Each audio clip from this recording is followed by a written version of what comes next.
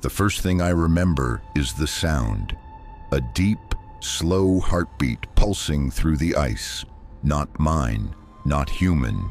It came from beneath the frozen ground, steady as a clock, shaking the air around me until my ribs hummed like tuning forks. The world above was silent, a white horizon broken only by the black ribs of our collapsed base. The storm had passed hours ago, leaving everything in eerie stillness. My radio hissed with static, my breath fogged inside the cracked faceplate of my helmet. I was alone. Or I thought I was. Then came the whisper. It wasn't carried by the wind. It wasn't even sound exactly. More like a thought pushed into my head by something that didn't belong in the world above. Ethan, they remember you. My pulse stopped. The voice was calm, familiar, and impossible. I turned toward the ice ridge where the sound had come from. The sun, if it was even still the sun, hung low behind the clouds, turning the snow into a mirror of pale light. I could see movement beneath the ice, something shifting far below, the faint glow of veins pulsing blue. I wanted to run. Every cell in my body screamed at me to move, but my boots were frozen in place, rooted like the ice itself was holding me. I stared down through the translucent crust, and for the briefest moment I saw a face staring back. It was my own. Then the ground fractured with a deafening crack. The heartbeat stopped. If you're new here, make sure to hit that subscribe button. Every story we tell reveals a truth the world was never meant to hear, and this one starts long before the ice began to move. Fort Drum, New York, 6 years earlier. The morning I reported for training, the sky looked the same dull gray as the steel barracks lined across the compound. Everything smelled of oil, wet concrete, and anticipation. I was 18 and already felt too old. The Army had been in my family's blood for over a century. Great-grandfather, grandfather, father, sister. The Carters didn't talk about duty, they lived it. There was never a question of if I would serve, only when. My father used to say, "Legacy isn't a word, Ethan, it's a weight. You either carry it or it crushes you." I tried not to think about that as the drill sergeant paced between us, barking orders that rattled through the morning mist. My uniform still smelled like fresh fabric and starch, not yet broken in. Everyone around me looked confident, kids from Texas, Ohio, Nevada, each one eager to prove something. Me, I just wanted to disappear into the noise. The sergeant's voice cut through the air. "Carter, front and center." I stepped forward, boots clicking on the pavement. He looked me up and down, unimpressed. "Your old man's Colonel Richard Carter, right? Hero of Kandahar." "Yes, sir." He nodded slowly. "So that makes you the prodigy. Guess we'll see if blood really means anything." He tossed me an M4 rifle. I caught it clumsily. A few recruits snickered. "Out on the range at 1400, I want to see if a Carter can actually hit a target." By the end of the day, I'd earned my nickname, Ghost, not because I was fast or stealthy, but because every bullet I fired seemed to vanish into thin air. Nights were the hardest. The barracks smelled like detergent and exhaustion. The others laughed, swapped stories, slept easily. I lay awake staring at the ceiling, listening to the hum of the fluorescent lights, and wondering if my father was disappointed yet. When he wrote letters, they were short and efficient. Updates on my sister Lena's deployment with the Navy, occasional reminders to stay disciplined. He never once asked if I was happy. Happiness didn't fit in the Carter vocabulary. Still, I kept trying. I trained harder, ran faster, stayed later on the range until my shoulders ached and my vision blurred. One night, Captain Dorsey, our commanding officer, found me alone at the training field. "You planning to sleep at all, Carter?" he asked. Can't sleep, sir? He nodded at my hands. They were shaking slightly as I reloaded. You're overthinking it. You're not aiming. You're remembering your father. I hesitated. Sir? He walked closer, lowering his voice. Every soldier who tries to live up to a ghost ends up chasing one. Stop trying to be him. Learn how to be you. That was the first time anyone had said that to me. I didn't know then that it would be the last time I saw Dorsey alive. 2 months later, our unit was chosen for an advanced survival training program. Arctic conditions, minimal resources, live simulation drills, the kind of test that separated the soldiers from the legends. I wanted to say no. I wanted to stay in familiar failure, where at least I knew the rules. But when Dorsey handed me the envelope marked Confidential Joint Cold Operations Initiative, I saw the look in his eyes, a mixture of pride and something else. Pity, maybe. You've got instincts most people ignore, he said. Up there, instincts matter more than medals. Don't waste them. I nodded, though I didn't believe him. The training took place in the Adirondacks that winter. Snow thick enough to swallow your boots.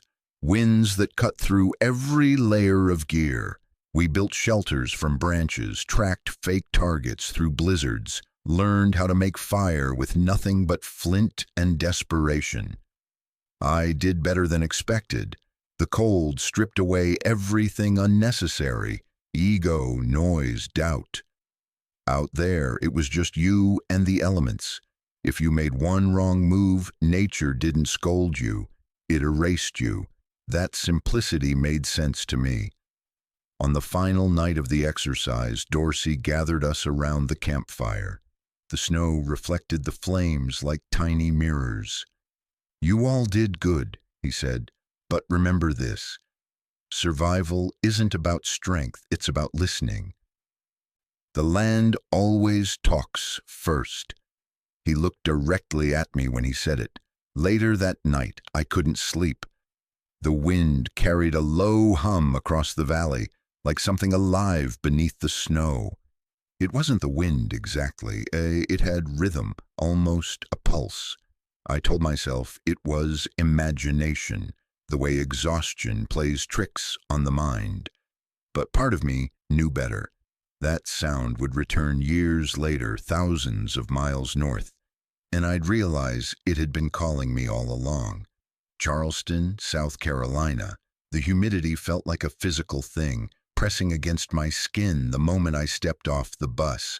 After weeks of snow, frostbite, and white silence, the heavy southern air almost felt like a punishment. I hadn't been home since enlistment. The small coastal town looked the same as it always had. Quiet streets lined with moss-draped oaks. White houses with porches that faced the sea. The ocean smelled close, sharp with salt. That smell had always made my father uneasy. He never said why, but when I was a kid, he used to keep the windows closed on humid days as if the sea itself carried something he didn't want inside. Now, years later, that habit still lingered. When I stepped through the door of our house, every window was sealed tight, the air conditioner humming low. My father was waiting in the hallway, posture perfect, a man who had never learned what it meant to relax. "You're early," he said, his voice even. "Bus got in ahead of schedule," I replied. He nodded once, eyes flicking down to my uniform, then to my boots. "You've lost weight." "The food's not great, sir." A hint of something passed through his expression. Maybe amusement, maybe pride, but it vanished too quickly to tell. He extended a hand, and I shook it. Not a hug. Never a hug. My mother appeared from the kitchen, wiping her hands on a towel. She smiled, a small, careful smile, and hugged me for barely 2 seconds before stepping back. "Dinner's almost ready," she said softly. In the living room, my father poured 2 fingers of bourbon and handed me one. "To service," he said. I clinked the glass out of habit and took a sip. The burn felt good, grounding. "Your sister called," he said after a moment. "She's stationed on the USS Anchorage now. Got top marks on her navigation assessment." "That's great," I said. He looked at me over the rim of his glass. "How's your training?" I hesitated. "Challenging, but I'm improving." He nodded, already done with the conversation. Discipline always pays off. But weakness doesn't.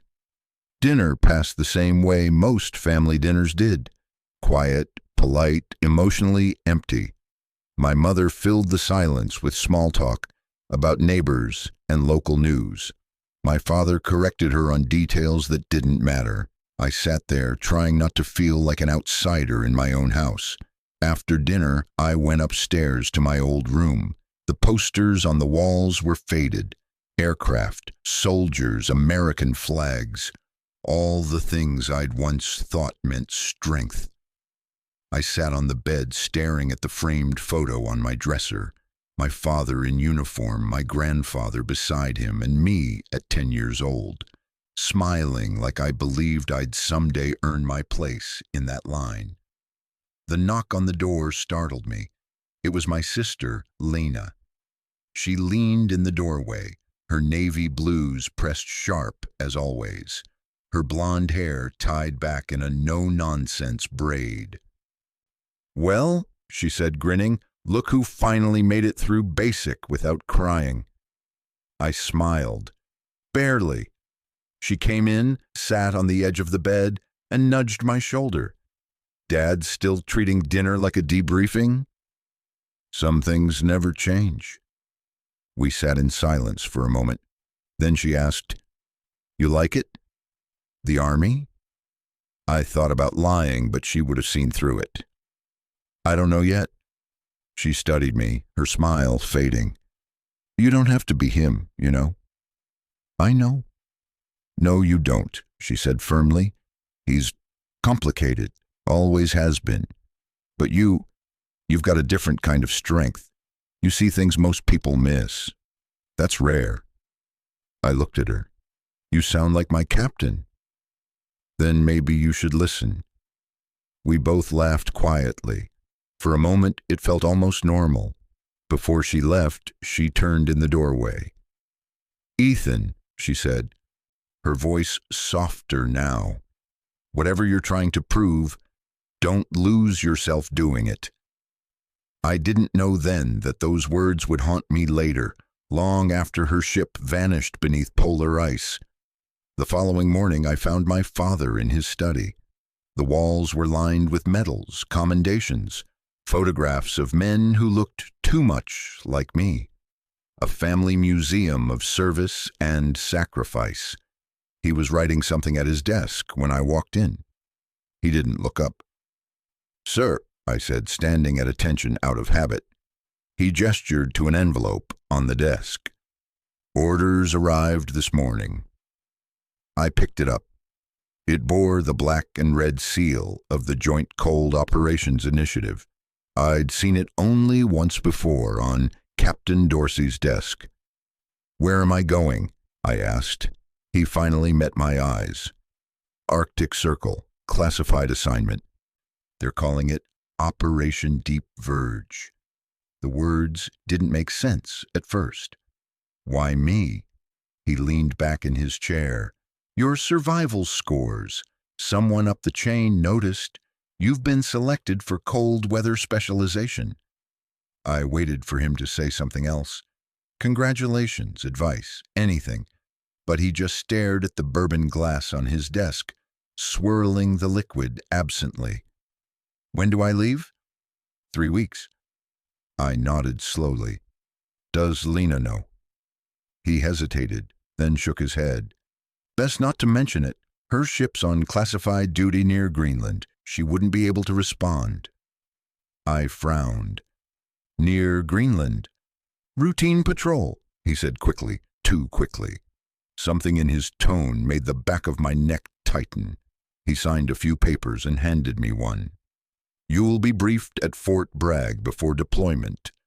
Don't ask questions you're not cleared to ask. I wanted to push back, to demand what kind of mission needed a half-trained ranger with survival skills, but his face, stone, unreadable, reminded me that questions in this house had never led anywhere good. Yes, sir. Good. He looked back down at his desk. Dismissed. I turned to leave, but as I reached the door, he said quietly, Ethan. I stopped. He didn't look up. Out there, the cold isn't your enemy. It's the test. Everything else is noise. I didn't understand what he meant then. Not really.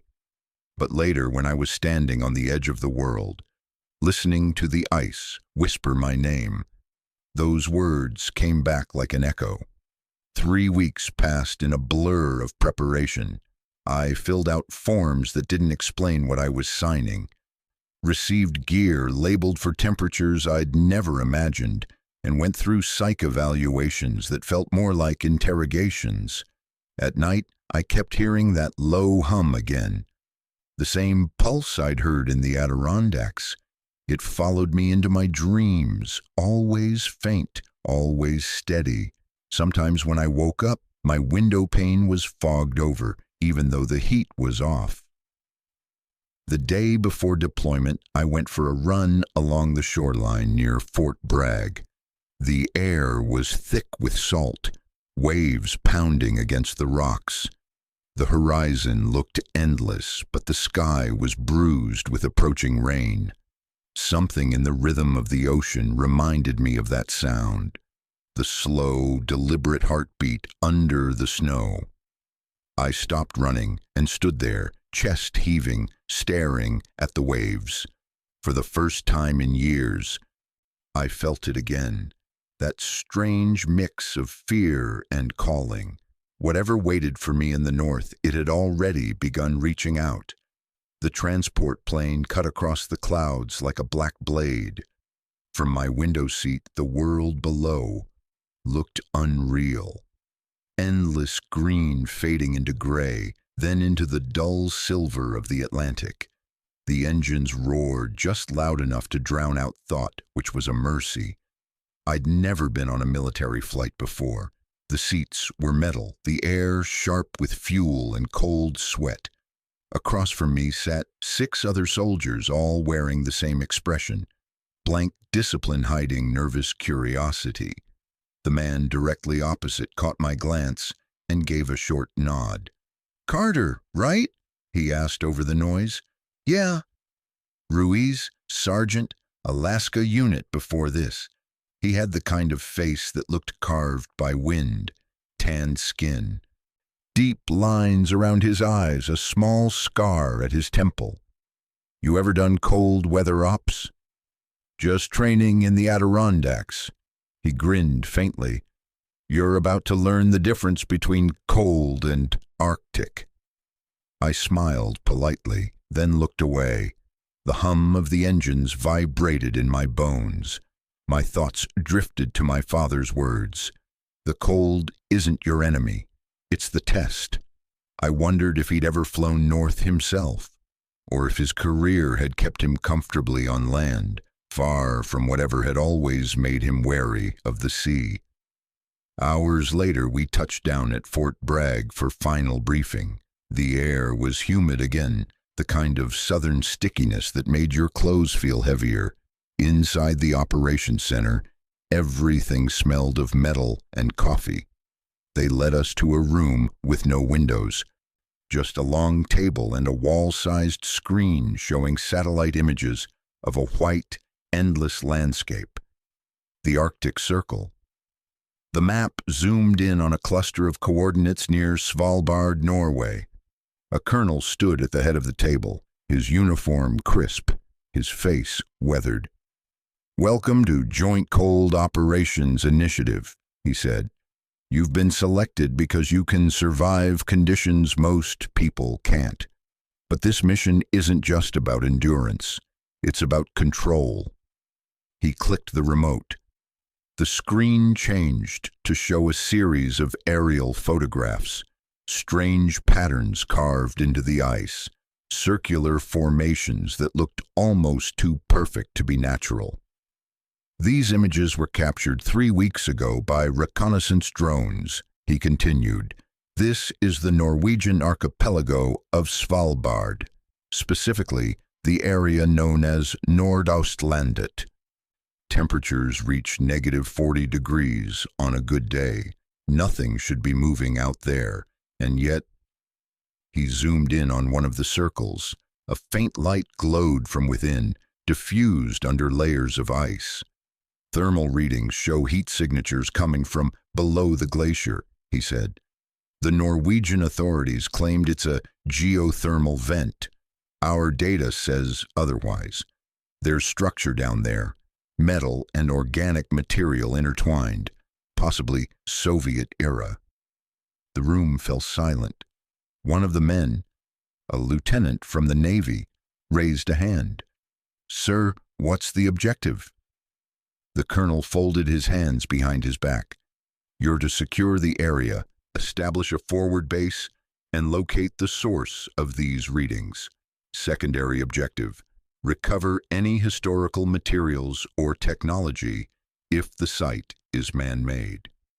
You'll be working alongside civilian scientists from the Geological Survey and a Russian-American consultant, Dr. Alina Markov. Ruiz frowned. We're working with the Russians? Joint authorization, the colonel said simply. Officially, this is an international climate research mission. Unofficially, you don't need to know more. That answer didn't sit well with anyone in the room, but no one spoke. I watched the thermal image flicker on the screen. The glowing pattern beneath the ice looked almost like a symbol. A ring of light forming something like a spiral, twisting inward. Something about it felt wrong. It wasn't the design itself, it was the rhythm of it, as if it pulsed in time with something alive. The colonel turned off the screen. You deploy in 5 days. Get your affairs in order, gentlemen. Once you're north of the Arctic Circle, there's no coming back until command says so. He dismissed us, but I stayed behind for a moment, staring at the empty wall where the image had been. I didn't notice the colonel watching me until he spoke. You've seen something like that before, haven't you? His tone wasn't accusatory, just curious. I hesitated. Not exactly, sir, but I've heard something that felt like it. He studied me for a long moment, then nodded slowly. Sometimes the body knows before the mind does. Trust that instinct. That night I walked outside the barracks needing air. The moon was thin, the air still. Somewhere far off I could hear the faint thud of artillery practice. Dull, rhythmic, like a heartbeat. The sound made me shiver. I thought of the Arctic images, the glowing circles buried under ice. I imagined standing there, above that spiral of light, feeling the same pulse beneath my feet. For a second, I could almost hear it, faint, distant calling. When I blinked, the sound was gone, replaced by the rustle of leaves and faraway engines. I told myself it was nerves, but deep down I knew better. Deployment day came faster than expected. They woke us before dawn, gave us a single meal, and loaded us onto a transport aircraft big enough to carry tanks. Inside it was freezing. The walls rattled with turbulence, and the only light came from red strips along the ceiling. We flew north for hours, over the Atlantic, over ice and shadow. When we finally descended, the world outside had changed. Gone were the blues and greens of the mainland. Now everything was white, endless, and unforgiving. The pilot's voice came over the intercom. Welcome to Svalbard. Temperature -38. Local time 0400. We stepped out into the Arctic air.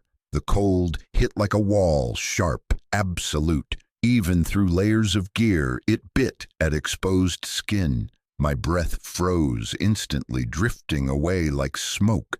Floodlights illuminated the landing strip, revealing a handful of prefabricated buildings half buried in snow. The sign at the gate read, "Aurora Station." Ruiz walked beside me, his breath forming thick clouds. Home sweet home. The wind howled in answer. Inside the main facility, heaters blasted dry air that smelled faintly of metal. Dr. Alina Markov was waiting for us, tall, dark-haired, her accent faint but noticeable. She shook each of our hands firmly. "Welcome to Aurora Station," she said. "I wish I could say the conditions were stable, but that would be a lie." "What do you mean?" Ruiz asked. She gestured toward the glass window overlooking the camp's perimeter. The snow beyond was shifting, slow but visible. "The ice here moves in ways that don't match any known pattern. Tides under the glacier rise and fall without lunar influence. Sometimes we pick up vibrations." "Earthquakes?" I asked. She looked at me. "If only earthquakes end." Her tone sent a small chill through me that had nothing to do with the cold. We were assigned sleeping quarters, schedules, and roles. My job was external security, patrols around the perimeter, and assisting scientists when they went out to collect samples. It sounded simple enough, but the moment I stepped back into the Arctic air, I understood what Ruiz had meant on the plane. Cold wasn't weather here. It was alive. It pressed against you, filled your lungs, slowed your thoughts until even the act of blinking felt deliberate. Every sound seemed sharper. Boots crunching snow, the groan of ice shifting beneath. That night, unable to sleep, I walked to the observation deck. The horizon shimmered faintly with green light, the aurora dancing like fire underwater. It was beautiful, terrifyingly so. Then I heard it again. That heartbeat, faint but steady, rising from somewhere deep below the ice. At first, life at Aurora Station fell into routine, the kind that made you forget time existed. Every morning at 0600, we assembled in the command dome for briefing. Then we'd disperse. Soldiers on patrol, scientists running thermal readings, engineers checking comms equipment. By nightfall, the horizon swallowed the sky whole, and the aurora shimmered like ghost fire above us. On paper, it sounded simple. Hold perimeter, maintain security, support the research team. But the simplicity was deceptive. Out here, routine could only hold if the world obeyed its own rules. And the Arctic had stopped doing that long ago. By the third day, we'd started noticing the little things. GPS signals flickered and died without warning. Radios cut out mid-sentence, replaced by a faint whispering static no one could explain. Temperatures fluctuated by 10 degrees in seconds. Something impossible even for this environment. Ruiz joked that the place was haunted. Whole worlds frozen over, and we still managed to find the one spot with ghosts. Nobody laughed. Dr. Markov took every anomaly seriously. She'd sit for hours in the research dome, headphones pressed to her ears, listening to seismic feedback from the glacier beneath us. Sometimes she'd write furiously, her hand moving faster than seemed possible. One evening, I asked her what she was hearing. "Not earthquakes," she said quietly, removing the headset. "It's rhythmic, like a pulse." The way she said it made my stomach twist. 2 nights later, I got my first patrol assignment outside the station perimeter, just me and Ruiz, heading east across open ice. The wind howled like something alive, biting through our thermal suits. We spoke through the comms built into our masks. voices echoing in the emptiness. "How far out are we going?" I asked. "Till the signal drops to red," Ruiz said, checking the GPS. "Then we turn back." After an hour, we reached a ridge that overlooked a wide, flat expanse. Nothing but frozen desert. The stars burned sharp above, so close it felt like you could touch them. Then something caught my eye. A faint glow far off, like a reflection trapped under the ice. "You see that?" I asked. Ruiz lifted his scope. "Probably a light bounce. Ice reflects moonlight in weird ways." "There's no moon tonight." He paused, said nothing. We trudged closer, the snow crunching in rhythm with our steps. The glow grew brighter, softer, like phosphorescent water. When we reached it, I realized it wasn't light from above.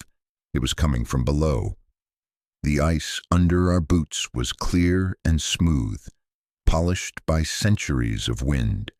Beneath it ran veins of faint blue light, twisting like roots.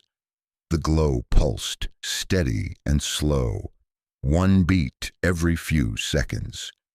"That's not possible," Ruiz muttered. I knelt and brushed snow away with my glove. The ice was warm to the touch. He looked at me sharply. "Don't touch it." But I already had. For a moment, everything went silent. The wind, the radio, even the sound of my own breath. Then faintly, I heard it again. Ethan, my name, spoken clearly, calmly by a voice I hadn't heard in years. "Lena." I stumbled back, tearing my glove away from the ice. The world snapped back into motion. The wind screamed again. The radio hissed. Ruiz shouting my name. "You okay?" "Yeah," I lied, shaking. "Just slipped." But the truth burned under my skin. I knew my sister's voice. I knew it as surely as my own heartbeat. Ruiz scanned the horizon. "We're heading back. Now." We didn't speak again until we reached base. Inside the debriefing room, Ruiz reported everything. The light, the warmth, the readings. The commanding officer, Major Haskins, dismissed it as geothermal activity. "You're sitting on a continent-sized pressure cooker. Heat pockets happen." Markov disagreed. "Not in that formation," she said, pointing at the digital map. "Natural heat signatures don't align in geometric grids." Haskins scowled. "Doctor, you were invited here for data, not speculation." She stared him down. "Data is speculation until it's understood." That was the first real argument at Aurora Station, but it wouldn't be the last. After the meeting, Ruiz clapped me on the shoulder. "Don't think too much about what you heard out there. Ice plays tricks, echoes, vibrations, whatever." I nodded, but the lie didn't stick. The voice hadn't been an echo. It had said my name. Sleep came harder after that. Every time I closed my eyes, I was back on that ridge, staring down through glowing ice, hearing Lena's voice whispering from below. One night, I woke gasping. My bunk was freezing. Frost had formed on the edges of my blanket, though the heater was still humming. I sat up and rubbed my arms. That's when I saw the frost pattern on the window. 6 perfect circles overlapping in a spiral. Just like the image from the briefing. I reached out to wipe it away, but the glass was hot to the touch. By the end of the week, Aurora Station felt different. People spoke in hushed tones, eyes flicking toward the walls like they expected them to move. 2 engineers got into a fight over missing tools. A scientist swore he saw shadows moving across the ice outside, even though the floodlights showed nothing. I found Markov in the lab studying thermal readings. "It's growing," she said without looking up. "What is?" "The heat pattern. It's spreading north, like veins. Maybe it's some kind of volcanic activity." She shook her head. "No, The heat isn't coming from below. It's moving upward. Her words chilled me more than the air outside. That night I stood at the perimeter fence and listened. The wind had died, leaving only silence, the kind that made you feel like the world was holding its breath. Then came the pulse. Once, twice. Slow and deliberate, and beneath it, faint as a dream, my sister's voice again. "They remember you, Ethan." I gripped the fence, heart pounding, eyes locked on the horizon. The aurora shimmered faintly green, lighting the snow in ghostly color. Something was waking beneath us. And it knew my name. By the 10th day, sleep was a luxury none of us could afford. Everyone felt it, the tension that came from pretending nothing was wrong. Meals went untouched. Conversations ended mid-sentence. Even the air seemed heavier, as if the ice itself was listening. Ruiz stopped cracking jokes. Haskins avoided eye contact with anyone. Only Dr. Markov seemed energized, like she was drawing strength from the chaos. Her research logs filled faster each day, page after page of fevered handwriting, diagrams of circles, temperature graphs that looked less like science and more like a heartbeat pattern. The morning it happened, the wind was gone. Absolute stillness. The sky above the station was so clear it felt wrong, as if the atmosphere itself had frozen solid. "Survey Team 3, you're up," Haskins said, his voice flat over the radio. "We're expanding the perimeter grid." That was me, Ruiz, and Markov. We packed light, thermal suits, drilling tools, 2 sensors. We moved east across the ridge, following the faint glow we'd seen before. It pulsed like distant lightning under the ice, faint and steady. The further we went, the more the ground trembled under our boots. After an hour, the signal on the sensors spiked. Markov crouched and began brushing away the snow. "There's something metallic beneath," she said. We worked fast, clearing a patch of ice barely 4 feet wide. What we uncovered made Ruiz step back, swearing under his breath. It was metal, yes, but not steel, not anything we recognized. The surface was smooth and dark, almost glass-like, with faint geometric etchings that glowed faintly blue. The pattern matched the spiral we'd seen on the frost-covered window. Markov ran her glove over it. "It's warm," she whispered. "Same as before." Before I could stop her, she pressed a sensor to the surface. The device emitted a shrill beep, then died. The lights on her monitor blinked out one by one. Static burst through our radios, followed by a single low tone. It wasn't feedback. It was too deliberate, too steady. Ruiz tapped his earpiece. "Command, this is Survey Team 3. We have an anomaly. Repeat, anomaly. Equipment failure, possible subglacial." Then the sound changed. A voice broke through the static. "Don't let them take it." The words were fragmented, but the voice... I knew that voice.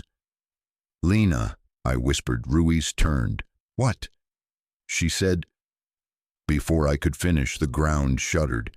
A crack ripped through the ice between us, wide and sudden. Markov stumbled backward, barely catching herself, as snow poured into the opening. Blue light erupted from the fissure, brilliant, blinding. The air turned electric. My visor display flickered with static. "Back to base," Ruiz shouted, grabbing Markov's arm, but she didn't move. She was staring into the fissure, her face pale behind the mask. "There's movement," she breathed. "Something's down there." I stepped closer, despite myself. The fissure wasn't deep, 10 feet maybe, but what lay beneath didn't make sense. The metal plate we'd found was part of a larger structure, extending downward like the hull of a buried ship.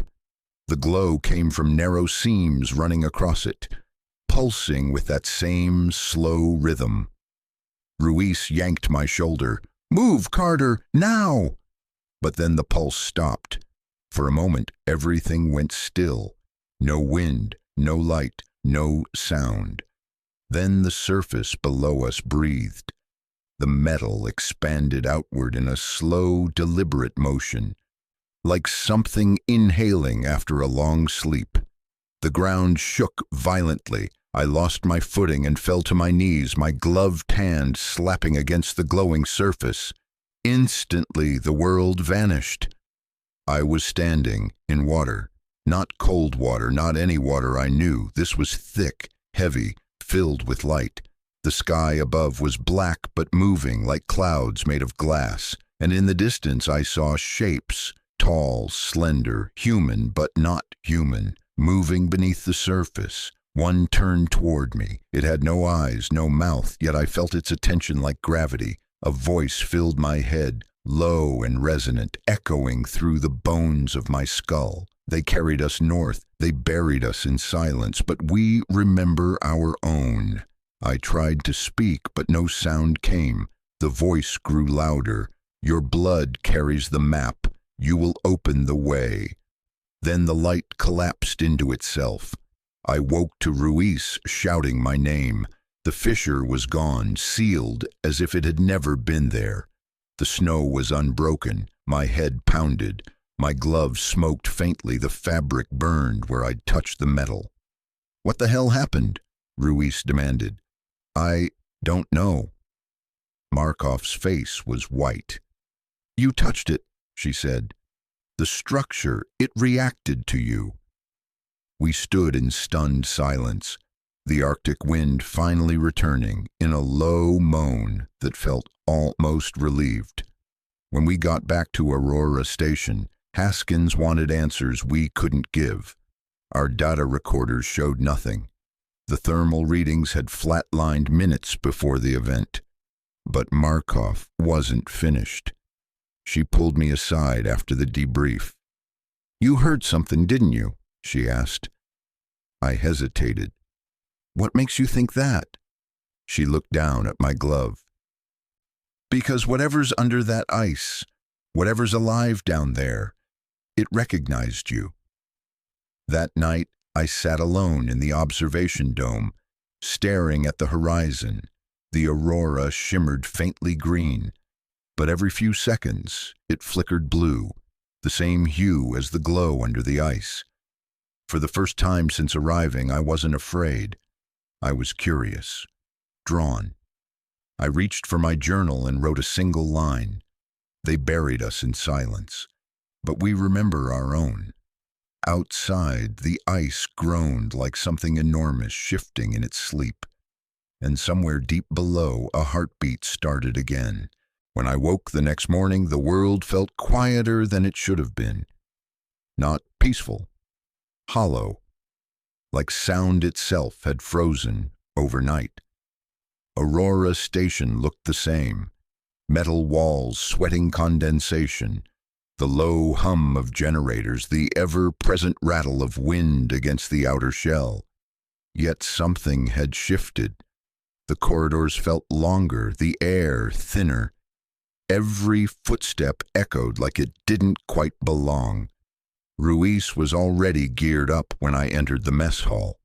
He handed me a cup of coffee that tasted more like melted plastic than caffeine. "You sleep?" he asked. "Barely." "Yeah, me neither."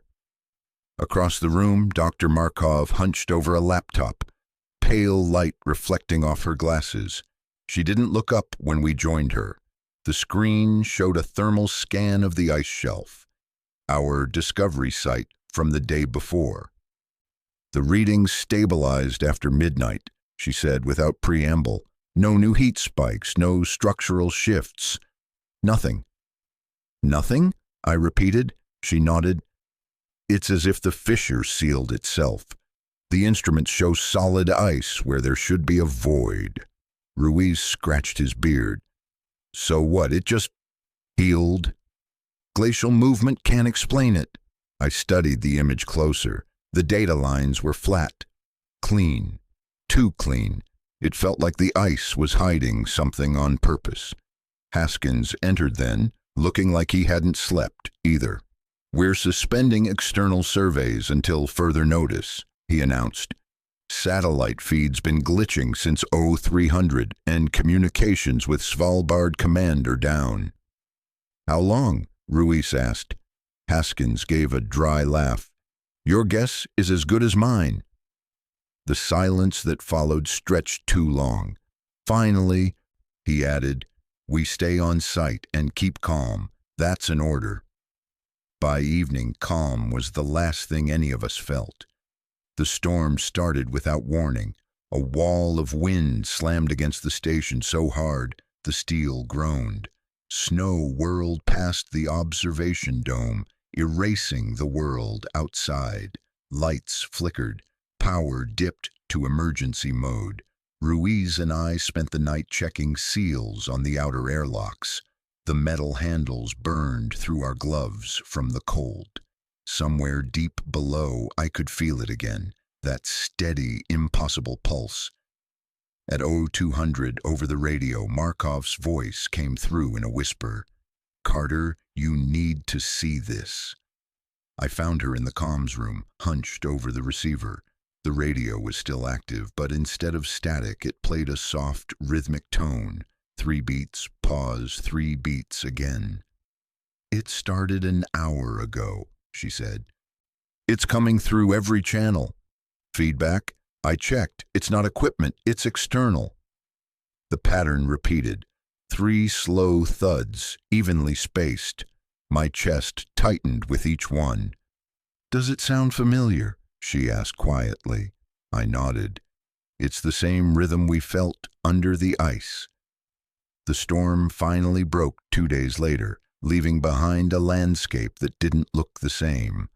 Whole sections of snow had shifted, forming ridges where there hadn't been any. The horizon itself looked warped, curved in unnatural ways.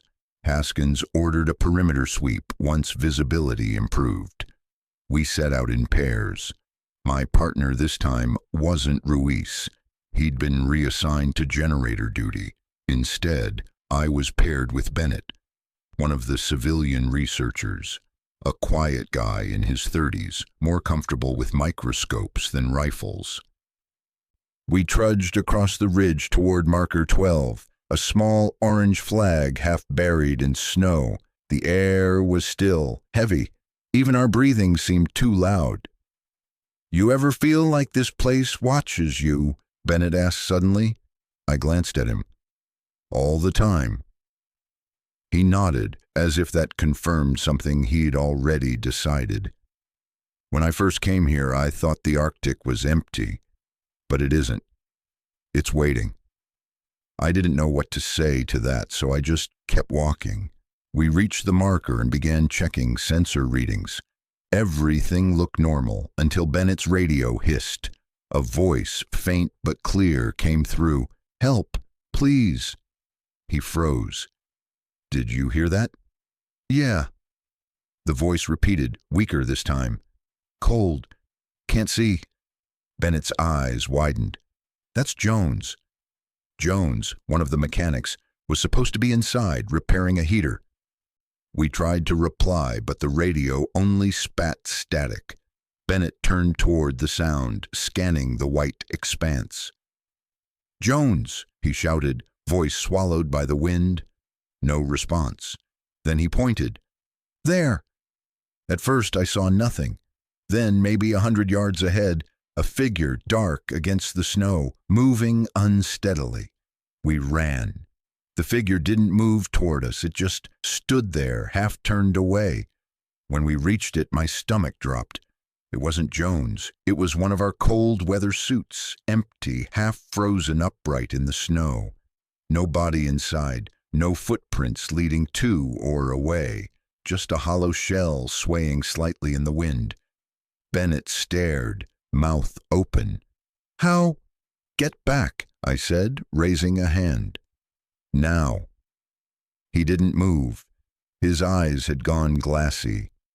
He was calling for help, he whispered. "Bennett." Nothing. I stepped forward to grab his arm, and the ground gave way beneath him. He dropped straight down, vanishing in an instant. 1 second he was there, the next he was gone. I fell to my knees at the edge. A narrow shaft, maybe 6 feet across, cut clean through the ice. Smooth walls, no cracks, no rough edges. "Bennett!" I shouted into the darkness. No answer, only that same faint blue glow pulsing far below. Then the radio crackled again, his voice distant and broken. "It's warm." The line went dead. Back at Aurora Station, I told Haskins everything. He listened in silence, jaw tight, hands gripping the edge of the table until his knuckles went white. "Seal the area," he said finally. "No one goes near it until we can run proper scans." "Sir, we need a search team. He could still be alive." Haskins met my eyes. "No one survives a fall like that." I wanted to argue, but the look in his face said more than his words. He was scared. And a man like Haskins didn't scare easily. Later, when Ruiz heard the story, he just shook his head. "Same diameter as the first fissure, right?" "Exactly," he exhaled. "Then it wasn't an accident." I didn't sleep that night. Every creak of the station sounded like ice splitting open. Every hum of machinery matched that steady rhythm in my skull. 3 beats, pause, 3 beats again.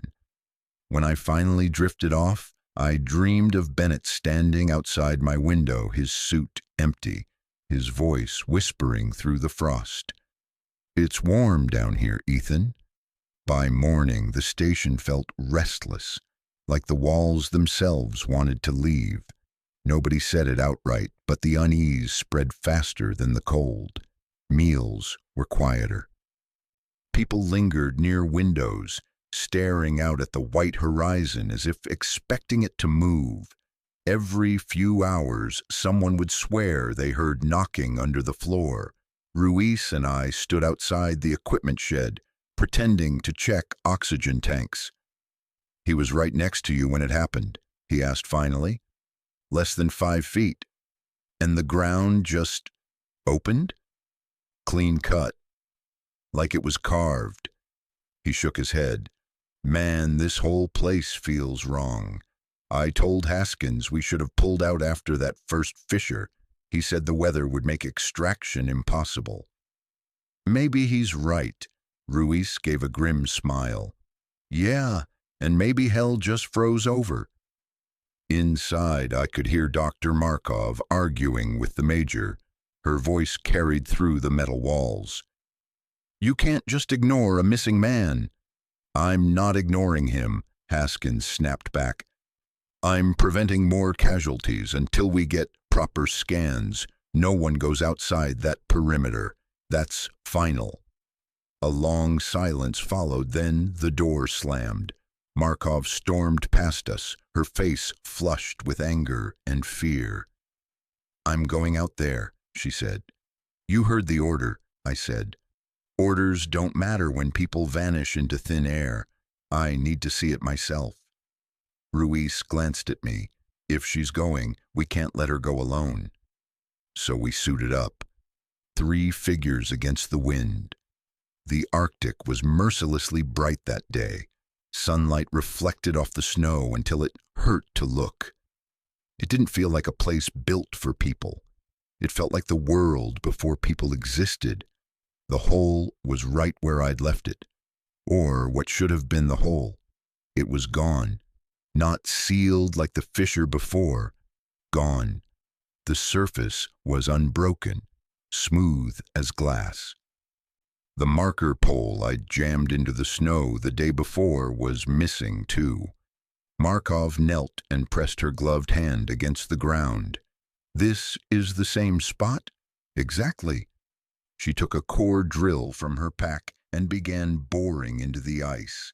If it refroze, we should see a difference in density. But when she extracted the sample, it looked uniform, pure, solid ice, no sign of disturbance. "It's impossible," she whispered. Ruiz stared around. Then where the hell did Bennett go? A gust of wind swept over us, strong enough to knock snow into the air. For a second, it sounded like whispering. I turned instinctively and saw tracks.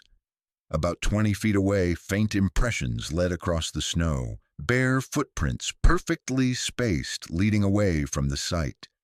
"Markov," I said quietly. "Look." She followed my gaze, eyes widening. "No boots," she murmured. "That's skin contact at -30. Ruiz raised his rifle, scanning the horizon. Someone screwing with us. But the tracks weren't normal. Each footprint was wrong. The shape was human at first glance, but longer, like the toes stretched forward, the heel narrowing into something almost talon-like. They continued for maybe 50 yards before fading into untouched snow. Markov knelt, running her hand over one. No melt pattern. Whatever made these didn't radiate heat. Ruiz cursed softly. "You think it's Bennett?" I didn't answer. I didn't need to, because as the wind shifted, I could swear I heard it again. His voice, faint but clear, carried through the air. "It's warm down here, Ethan." Back at the station, Haskins lost what little calm he had left. "You disobeyed direct orders," he barked. "You could have compromised the entire mission." Markov stood her ground. "A man is missing, Major. If you're too scared to find him, I'll do it myself." "Scared?" Haskins stepped forward, voice low. "You think fear is the problem here? It's not fear, it's survival. You don't understand what's under that ice." She narrowed her eyes. "Then tell me." He hesitated, jaw tight. "You ever hear of Operation Winterhouse?" She frowned. "Cold War project?" He nodded. "Classified joint operation in 1954. U.S. and Soviet teams tried to recover a downed aircraft near Franz Josef Land. They never came back. The rescue team found the wreckage months later. No bodies, just frozen uniforms standing upright in the snow. Like mannequins, the only thing they recovered intact was a single black box." He paused. "It recorded a signal. Same pattern we've been hearing on the radio. 3 beats. Pause. 3 beats again. It's been repeating for 70 years, Haskins finished, and now it's louder." Markov stared at him, disbelief giving way to horror. Why wasn't this disclosed before deployment? "Because command doesn't believe in ghosts," he said bitterly. I spoke quietly. Maybe they should. That night, the generators failed for 20 minutes. Total blackout, no wind, no noise, just the station breathing in the dark. When the lights came back, we realized something else was missing. Private Keller, the youngest on the crew. His bunk was empty, his boots still lined up neatly by the door. The outer airlock showed no forced entry, no footprints leading out. Markov checked the security feed. Every camera had glitched out between 0230 and 0245. When the footage returned, Keller was gone. We searched every room, every tunnel, every maintenance shaft. Nothing. It was like the air had swallowed him whole. Later, in the mess hall, Ruiz leaned close and whispered, "You think it's connected? The holes, the tracks, the signal?" I nodded slowly. "It's all one thing. It's awake." He didn't ask what it meant. He didn't have to. Outside, the aurora shimmered in eerie spirals, blue now instead of green, pulsing to the same rhythm we all felt in our chests. And for the first time I realized the Arctic wasn't silent at all. It was whispering. The following morning, the base felt like a tomb. No one joked anymore. No one even spoke above a whisper. The air carried something electric, invisible, like the tension before a storm you could feel in your teeth. Keller's empty bunk hadn't been touched. His toothbrush still lay beside the sink, frozen solid from the power loss. Ruiz covered it with a towel as if the site itself was an open wound. At breakfast, Markov spread out her notes across the table. Sketches of the fissures, waveforms of the signal, and crude diagrams of the footprints. Her hands shook as she traced a pencil over the page. "They're patterned," she said. "Every 6 hours, exactly on the hour, the signal repeats. But after each transmission, something changes. The frequency deepens, like it's responding to us." Ruiz frowned. "Responding how?" "Like sonar, it sends a pulse. We react, it adjusts." I leaned closer. "It's learning." Markov looked up at me, her eyes rimmed red, exhaustion carving deep lines in her face. "Yes. And if Keller's gone, then it's studying us now." That night, I volunteered for perimeter watch. Maybe part of me needed to face it, or maybe I was just tired of pretending not to hear it. The Arctic was unnaturally still. No wind, no movement, only the hiss of my own breath inside the mask. Floodlights from the station cut across the ice, their beams fading into infinity. At 0300, the first vibration hit.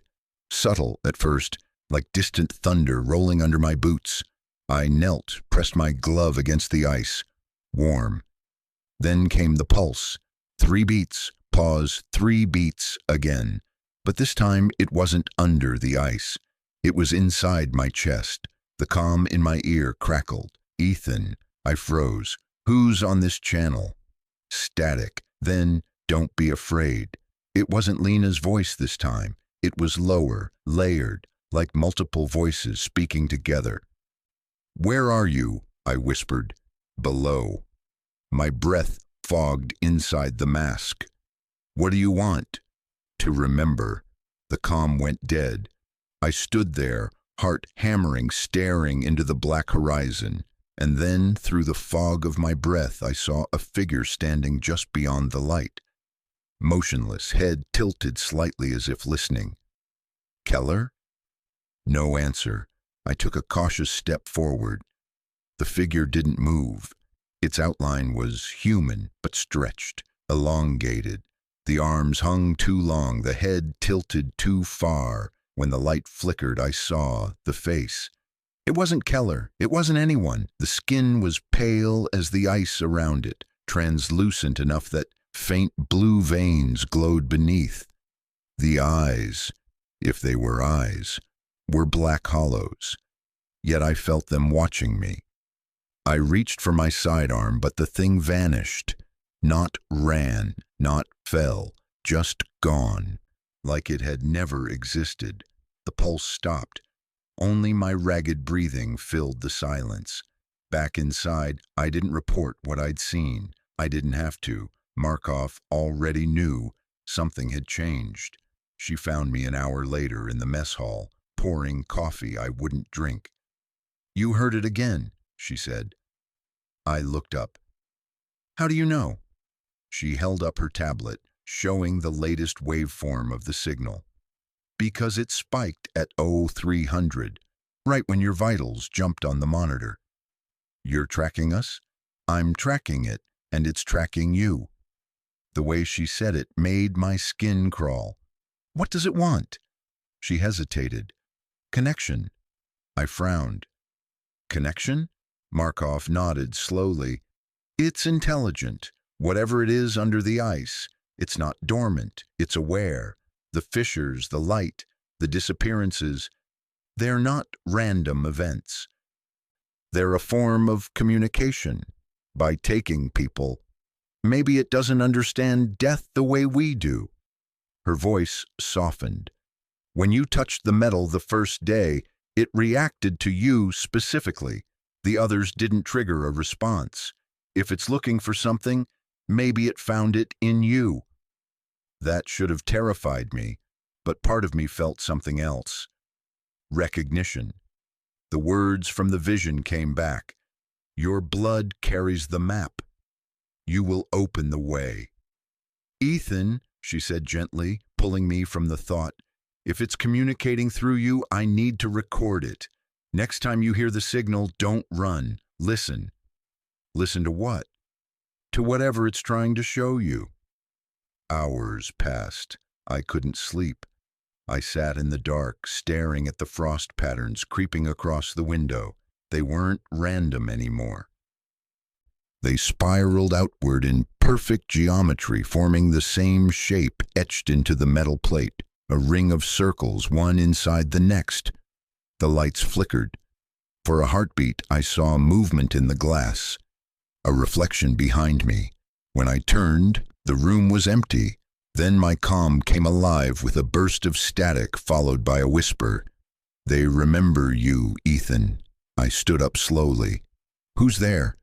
No reply, just the faint sound of dripping water. I followed it down the hall toward the cargo bay. The lights above flickered again, painting the corridor in brief flashes of white and shadow. When I reached the end of the hallway, I stopped. The airlock door was open, and standing inside the chamber was Keller. At least I thought it was Keller. His face was turned away, his body stiff. He wore no gloves, no mask, just the thin layer of his uniform shirt. Frost glittered across his skin, yet he didn't shiver. Keller? My voice cracked. He turned. His eyes were black. His lips moved, but the sound that came out wasn't his. It's not cold down here anymore. Then he stepped forward, bare feet leaving wet prints on the steel. I stumbled backward, hand fumbling for my sidearm, but before I could raise it, the lights went out. Total darkness. The last thing I heard was the slow rhythm beneath the floor. 3 beats, pause, 3 beats again, and then, faintly, a chorus of voices rising through the black. Hundreds of them, whispering in unison, "Open the way." When the lights came back, Keller was gone. The airlock stood empty, its floor slick with melted frost. Only his footprints remained, long, pale impressions leading back out into the white. Ruiz and I searched the perimeter for hours, but there was no trace of him. Not a scrap of fabric, not a trail. It was as if the storm itself had erased him. When we returned, Markov was waiting in the command dome. She didn't look surprised. "I told you," she said quietly. "It's choosing." I stared at her. "You knew this would happen." "I suspected." "Then why didn't you warn us?" Her eyes met mine, tired but resolute. "Because it wouldn't have mattered. The signal doesn't stop because we ignore it. It stops when it's understood." Ruiz slammed his glove against the console. "You keep talking like this thing wants to talk. It's taking people." Markov didn't flinch. Communication isn't always gentle. For a moment, nobody said anything. The only sound was the hum of the heaters fighting against the Arctic cold. Finally, she looked at me. "Ethan, we need to go back to the site." "Absolutely not," Ruiz snapped. "We're locking this place down until rescue arrives." Markov's gaze didn't leave mine. "You heard it again last night, didn't you?" I didn't answer. I didn't need to. "Then you know I'm right," she said. "It's calling to you for a reason. If we can record a full transmission, maybe we'll understand what it wants." Ruiz swore under his breath. "You're insane." "Maybe," she said, "but at least I'm willing to find out what's happening before it finds us first." We left before dawn. The wind had died, leaving the Arctic unnervingly still. Even our footsteps sounded too loud, like the ice itself disapproved of the noise. Markov carried the recording equipment strapped to her pack. Ruiz brought a rifle and nothing else. I carried the same notebook I'd been keeping since Fort Bragg, pages now filled with sketches, coordinates, and fragments of voices I barely understood. When we reached the coordinates of the original fissure, I froze. The snow had shifted again, revealing a new formation, a circle of perfectly smooth ice about 20 feet across. From above, it looked like a mirror embedded in the glacier, reflecting the pale sky.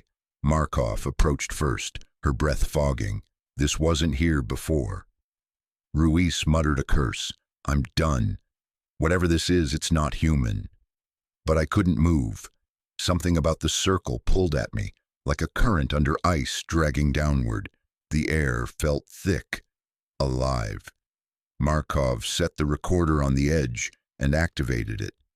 "We're at point Echo 7, she said, her voice trembling slightly. "Surface temperature." She stopped. The recorder was humming, softly, rhythmically. 3 beats. Pause. 3 beats again. Ruiz stepped back. "Turn it off." "I can't," she whispered. "It's not the device. It's the ground." The ice beneath our feet began to vibrate. Tiny cracks spread from the center of the circle, glowing faintly blue. Markov's voice dropped to a whisper. "It's responding to you, Ethan." I stepped forward despite myself.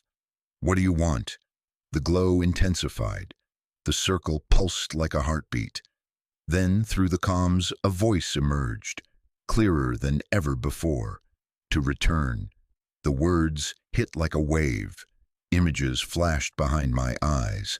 Oceans boiling under frozen skies, vast shapes moving beneath the ice, twisting, watching, and among them, faces, human faces. Markov cried out, clutching her head.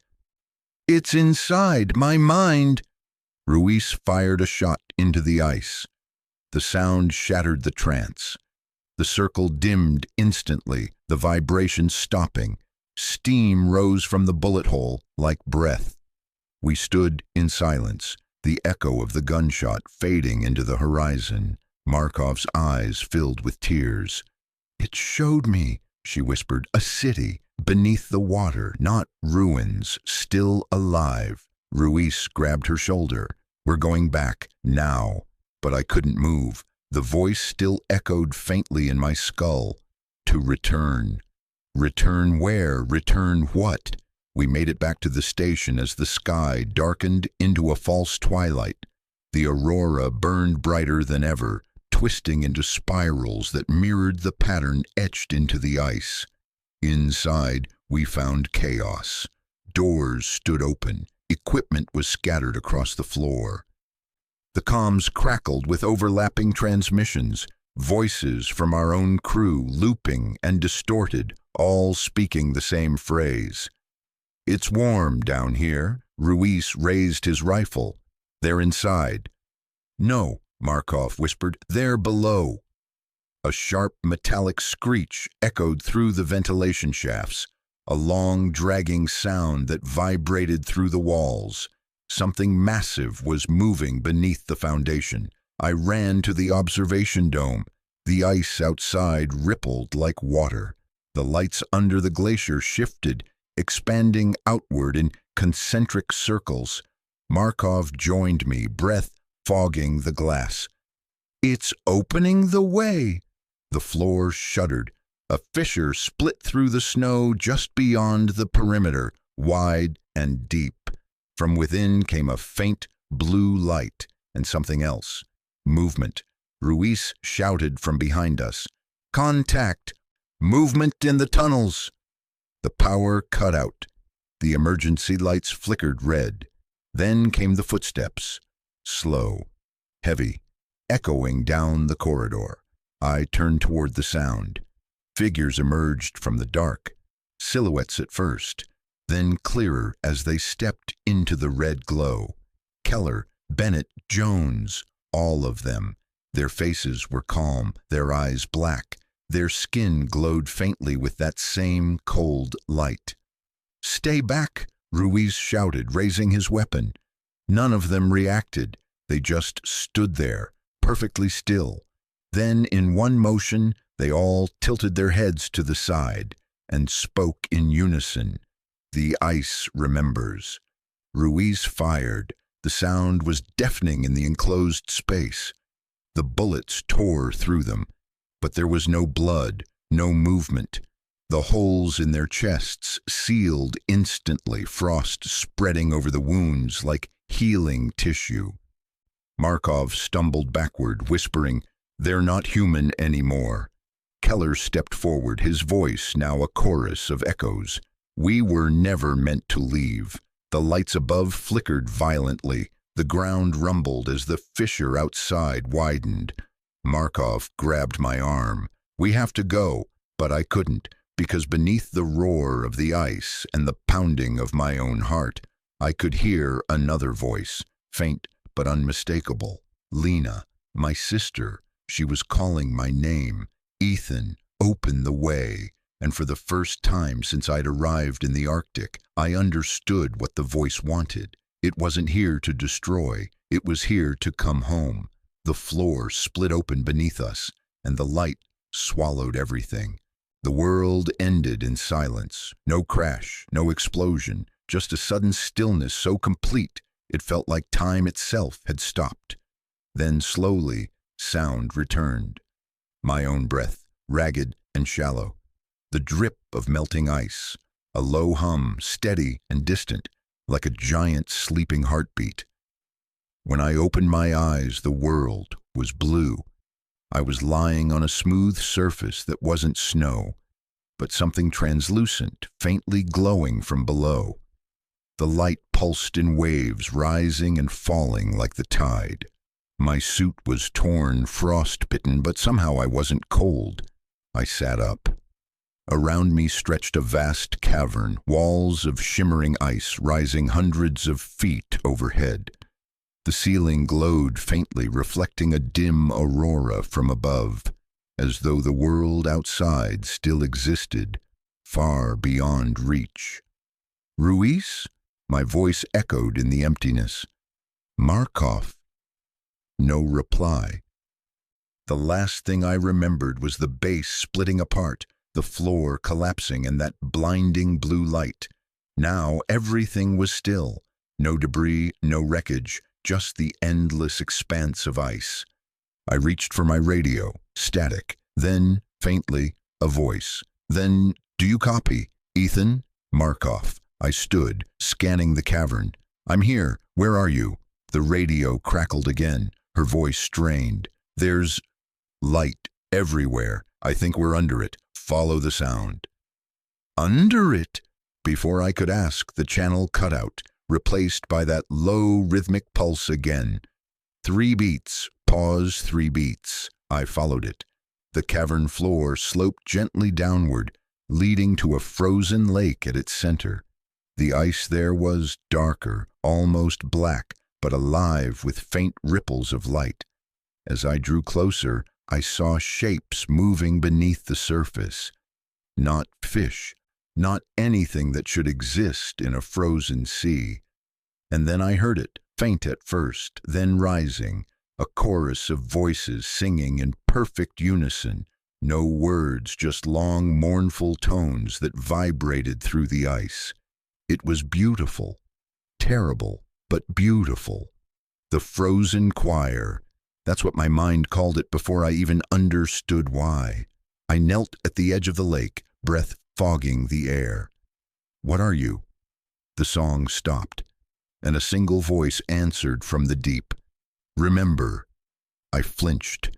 The sound didn't come through my ears. It resonated inside my chest, inside my bones. Images flashed behind my eyes, memories that weren't mine. Storms raging over an ancient sea, towers of ice rising like cathedrals, people, or something like people, standing in the snow, their faces smooth and eyeless, their hands glowing faintly blue. Then the vision changed. A ship, metal and fire crashing through the clouds. Men in uniforms, 1950s insignia, a red star on one sleeve, an American flag on the other, and beneath the ship's broken hull, the same glowing patterns carved into the ice.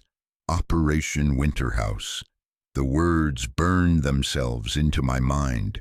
I stumbled backward, gasping. The lake pulsed once more, brighter this time. The voices rose again, harmonizing in tones that made the air itself vibrate. Then faintly I heard Markov calling from somewhere behind me. "Ethan!" I turned. She stood on a ledge above the lake, her helmet cracked, her eyes wide with wonder. "You see it too?" I called. She nodded slowly. "It's not a signal, it's language." "What?" She climbed down, boots crunching softly on the ice. "I think it's trying to communicate. The rhythm, the tones, they're structured, repetitive, but evolving. It's like music designed to shape thought." Her gaze drifted toward the lake. "They called it the choir in the old Soviet logs. I saw it in the translation files before we left. The scientists believed they'd found a living organism under the ice, something ancient that communicated through harmonic resonance." I stared at her. "You're saying this is alive?" Alive, or remembering how to be? The light beneath the ice shifted again, faster, brighter, like it could hear us. Markov stepped closer. "It reacts to sound, to emotion." She knelt and removed one glove, pressing her bare palm to the ice. The blue glow spread instantly, tracing the outline of her hand before spiraling outward like veins of light. Her eyes widened. "It's reading me." "Stop," I said. "We don't know what it—" But before I could finish, the ground beneath her cracked. The glow flared. Markov gasped, arching backward as the light swallowed her hand, her arm.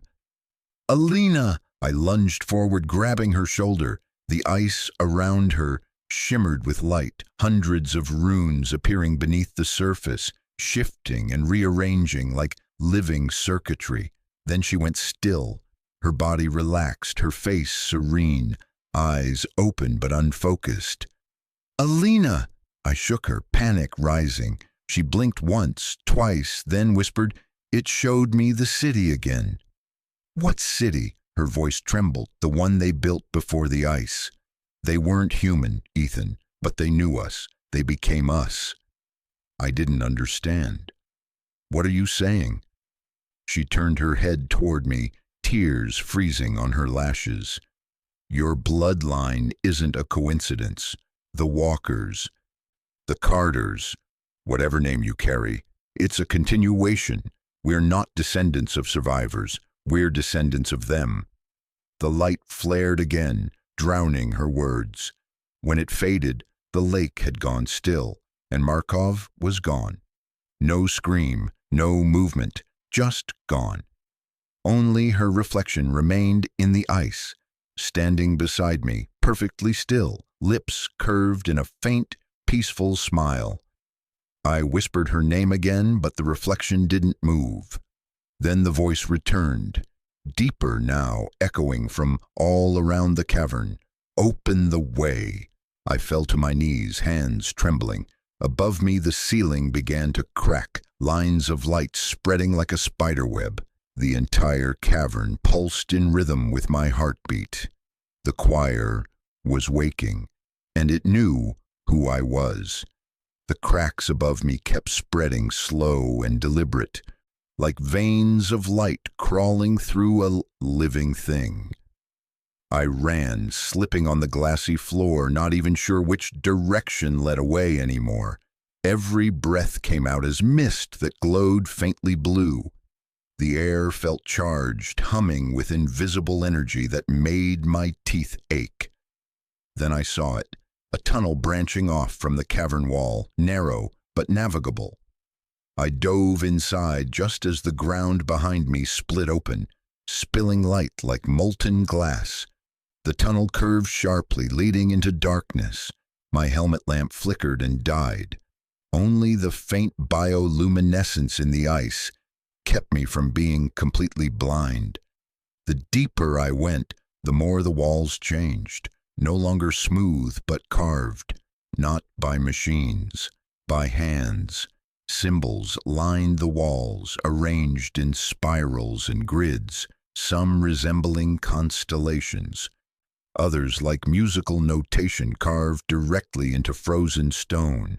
I traced one with my gloved finger and felt it vibrate faintly beneath my touch, resonating with a low tone that matched my own heartbeat. There was intelligence here, deliberate, ancient.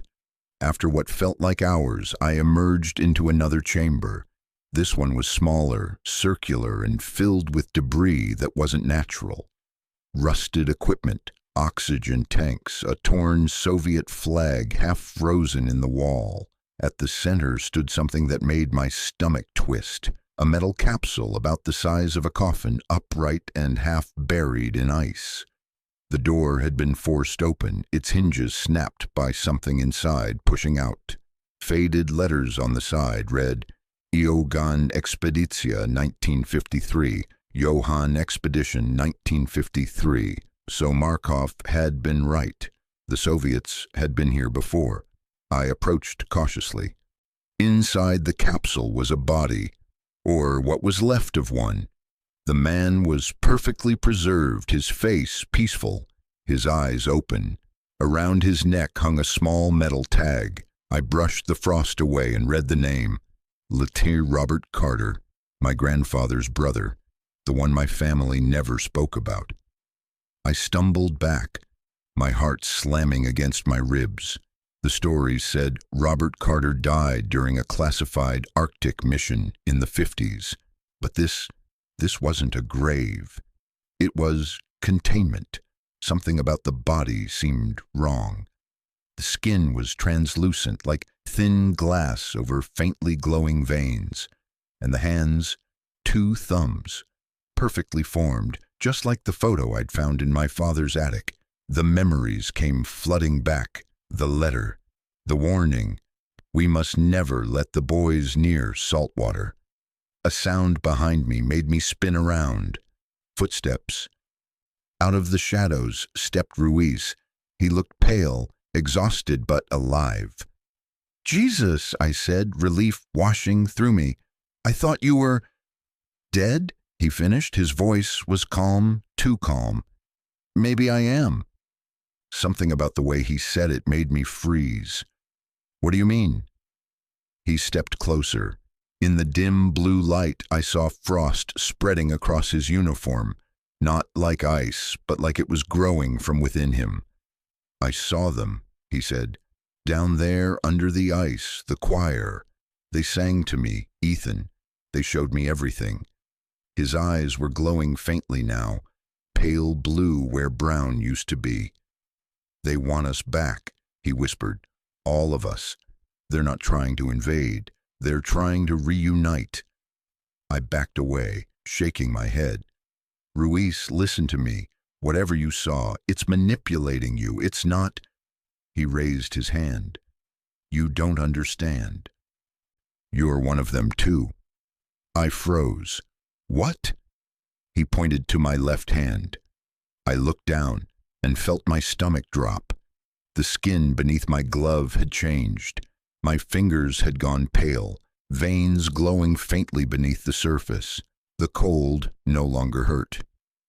What's happening to me? Ruiz smiled, a sad, broken smile. You're remembering. He stepped closer. Help me open the gate. They've been waiting for centuries. I stumbled backward, slamming into the capsule. No, I'm not. Whatever this is, I'm not part of it. But even as I said it, the walls around us began to hum again. Those same harmonic tones rising in pitch. The carvings glowed brighter. Ruiz's smile widened. They hear you. They always hear their own. Then his body convulsed. Frost crawled up his neck, across his face, and his skin cracked like glass. Light poured out from inside him. Brilliant and blinding, he screamed, not in pain but in exultation. They're here! The light burst outward, hurling me across the chamber. I slammed into the ice wall, my vision flickering. When I looked up, Ruiz was gone. In his place stood something tall, human-shaped but distorted, limbs too long, eyes glowing like shards of the aurora, the same kind of creature that had taken Markov. It tilted its head, studying me. Then, in Ruiz's voice, it spoke, "Finish the song." The lights in the chamber pulsed with every word. My veins ached, my head filled with sound. And somewhere deep beneath us, the choir answered. Their song grew louder, shaking the cavern. The melody both horrifying and heartbreakingly familiar, like a lullaby sung by someone I'd forgotten I loved. The ground split open again, revealing another tunnel. This one descending into pure blue light.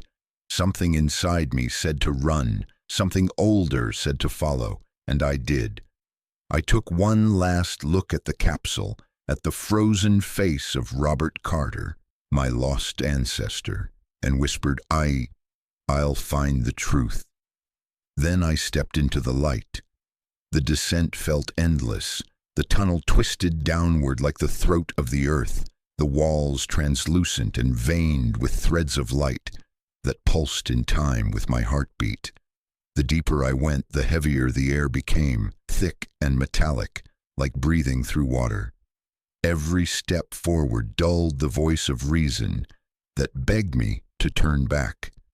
After what could have been minutes or hours, the tunnel opened into a space so vast I couldn't see the far wall.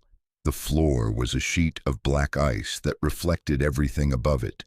Towers of frozen crystal, bridges suspended from nothing, and a sky of blue fire that flickered like an upside-down aurora. And there, half buried at the center of it all, was the city. It wasn't made of stone or metal. The structures looked grown rather than built. Organic curves and archways, spires that spiraled like shells.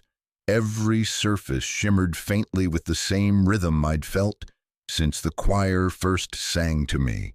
I took a slow step forward. The ice didn't crack beneath my boots. It sang, a low, resonant hum that answered my heartbeat note for note. A voice spoke behind me. "Magnificent, isn't it?" I turned. Markov stood a few yards away, whole and breathing, as if she'd never vanished. Her parka was gone, replaced by a thin suit of something translucent that shimmered like the walls. The glow from the cavern seemed to breathe through her skin. "Alina," I whispered, "you're alive." She smiled faintly. Alive. Changed. The choir showed me what we are. I shook my head. "You disappeared. I joined them." She stepped closer, her movements fluid and calm. "They're not monsters, Ethan. They're ancestors. The first voices of this planet. Before us, before the oceans froze." I stared past her at the impossible city. "You're saying they're human?" "Not human," she said softly.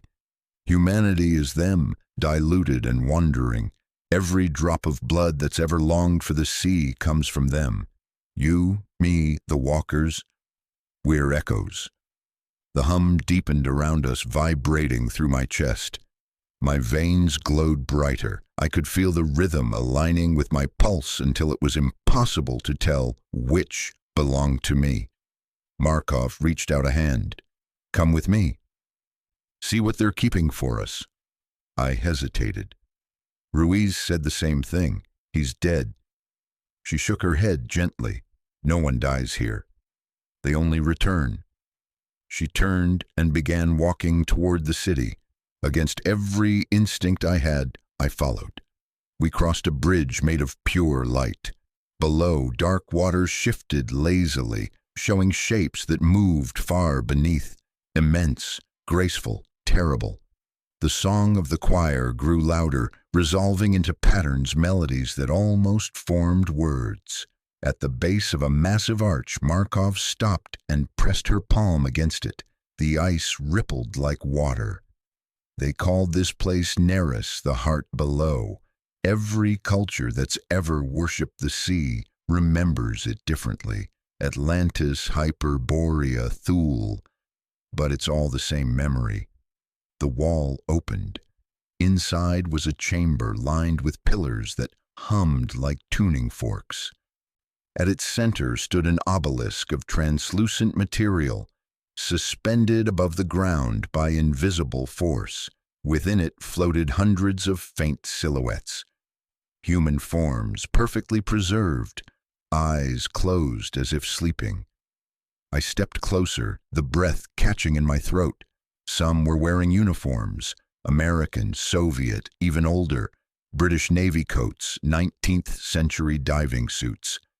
"The choir keeps them," Markov said softly. "Every expedition that's ever reached this far. Every human who heard the call and answered. They're part of the memory now." I swallowed hard. "Is this what happens if I touch it?" "You'll remember everything," she said. "The wars, the floods, the first time their song froze the oceans, and you'll understand why we were sent back." Sent back, the phrase echoed in my mind. "Alina, this isn't revelation. It's infection." I reached for her arm. Her skin was ice cold but soft, like something that wasn't entirely solid. "You don't belong to them." She looked at me with something like pity. "You still think you can separate what's human from what's eternal, but it's already inside you, Ethan. It's in your name, in your blood. The choir has always been singing through you." The obelisk pulsed. My head filled with light. I saw flashes, Robert Carter standing beside Soviet scientists in 1953, staring at the same structure. My father as a child, watching his own reflection ripple in salt water that moved when he breathed. Myself in ranger school, bleeding into snow that turned blue for a moment before anyone noticed. The choir wasn't just ancient, it was inherited. I staggered backward, gripping my head. "Stop it!" The visions vanished. Markov watched me calmly. "They're not hurting you. They're reminding you who you are." I felt the urge to scream but couldn't. The hum had taken root in my lungs. Then something changed in the rhythm. A sharp, discordant note that made the air vibrate violently. Markov turned toward the sound. "They're waking," she whispered. "The choir of the deep." All around us, the pillars began to shake. Cracks formed in the walls, releasing bursts of pale mist. The water below surged upward, splashing onto the bridge. Markov's eyes widened. "They're calling for balance." The surface world disturbed it when the ice melted. That's why the submarines disappeared, why the expeditions never returned. I barely heard her. My pulse was sinking with the rhythm completely now. The world around me blurred into waves of light. I stumbled forward until my hand brushed the obelisk. Cold flooded my veins, but not the kind that freezes, a cold that remembers. I saw the ocean before it had salt, before the moon pulled its tides. I saw beings made of light and sound, shaping water into form, singing matter into existence. Then suddenly, I was one of them, standing in a sea of stars, watching the earth freeze. A voice echoed through the memory, "Return to the sea, and we will rise anew." The vision shattered. I fell to my knees, gasping. Markov knelt beside me, her expression unreadable. "You saw it too." "They're coming back," I whispered, "and we're the door." She nodded slowly. "Then we must decide whether to open it." The choir's song rose again, deafening now, filling every cell in my body. The chamber walls cracked wider, light spilling through. And from beneath the black water, something massive began to rise. The first tremor rolled through the floor like distant thunder. The obelisk's glow pulsed faster, its inner figures drifting as if stirred by invisible currents. The bridge beneath our feet shuddered. Pieces of light flaked away and dissolved into the air like snow. Markov's face lit blue. "They're waking," she said, awe softening every word. "The originals, the ones who shaped the choir." The water at the base of the chamber heaved upward, not splashing but lifting, a smooth column rising from the black surface. It wasn't liquid anymore. It held its shape, translucent and breathing, like glass remembering how to be water. Inside that column, something vast was moving, slow, deliberate, graceful. I took one step back. The hum in my chest deepened until my ribs ached. "They know you," Markov whispered. "You're the link they left behind." My thoughts raced. Robert Carter, the letters, the saltwater gene. My family hadn't guarded a secret. We'd been its signal, carriers of a memory older than humanity itself. The column of water leaned toward us, thinning into a shape that almost resembled a face, eyes suggested by brighter currents, a mouth implied by ripples. Then a voice filled the chamber, low and harmonic, echoing through the ice and through my body at once. The circle broke, the ice kept us. "Return the voice." Markov stepped closer. "They're asking you to complete the harmony, to sing." "I can't," I said, shaking my head. "I don't even understand what that means." "You already do," she replied softly. "You've heard it since the day you arrived." The hum in my chest swelled until it forced the air from my lungs. I fell to my knees, palms pressed against the glowing ice. A tone escaped my throat, unbidden, half breath, half sound, and the chamber responded. Every pillar resonated, the city's towers outside lit like flares. The song I'd carried in dreams since childhood now filled the air around me. Markov's eyes closed. "That's it," she whispered, "and keep going." But then I saw what the light was doing. The frozen figures within the obelisk were dissolving, their outlines melting into threads of blue that streamed toward the rising column. Each vanished with a sound, like a sigh. "They're using them," I gasped, "draining them." "It's balance," Markov said, though her voice wavered. "They're becoming whole again." The column bent closer until it hovered a few feet away.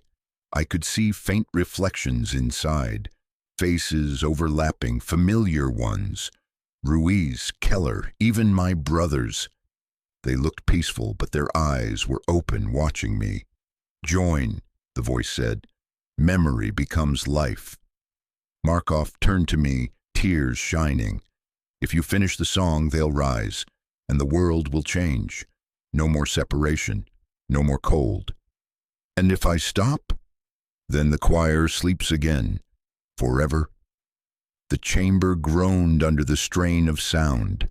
Cracks raced through the ice overhead, letting in distant light from the surface far above. I could hear the wind, real wind, for the first time since the collapse. The world was listening. I looked at Markov. Her features shimmered between human and something luminous. She seemed almost ready to dissolve into the light herself. "You've already chosen," I said. She nodded. "It's what I was made for."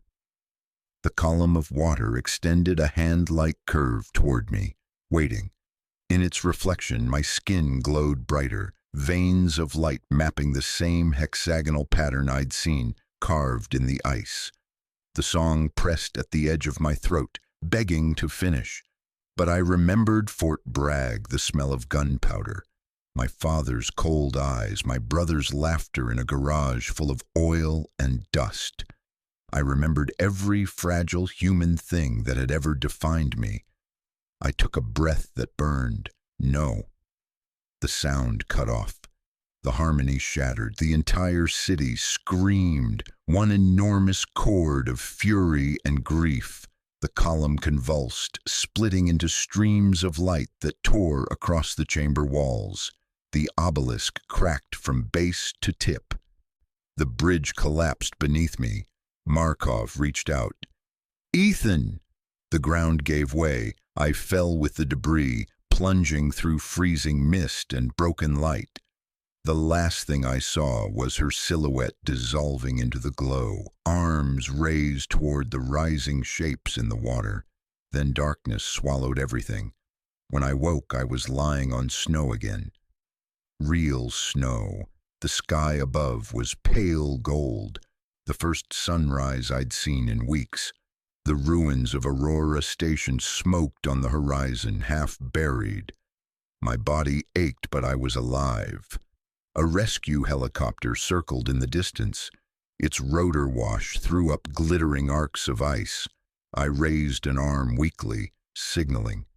The pilot would later swear that when they found me, the ice around my body was warm enough to steam. They asked what had happened down there. I told them the truth. The ice sang. They wrote it off as trauma, but every night since, when the wind hits the right frequency, I still hear that low, perfect chord, and beneath it, another voice, calm and familiar, whispering my name, Markov's voice. "Finish the song, Ethan. They're still waiting." I woke to the sound of beeping, a steady rhythm like a mechanical heartbeat, too regular to be human. My first thought was the choir, that it had followed me back, hidden in the machinery.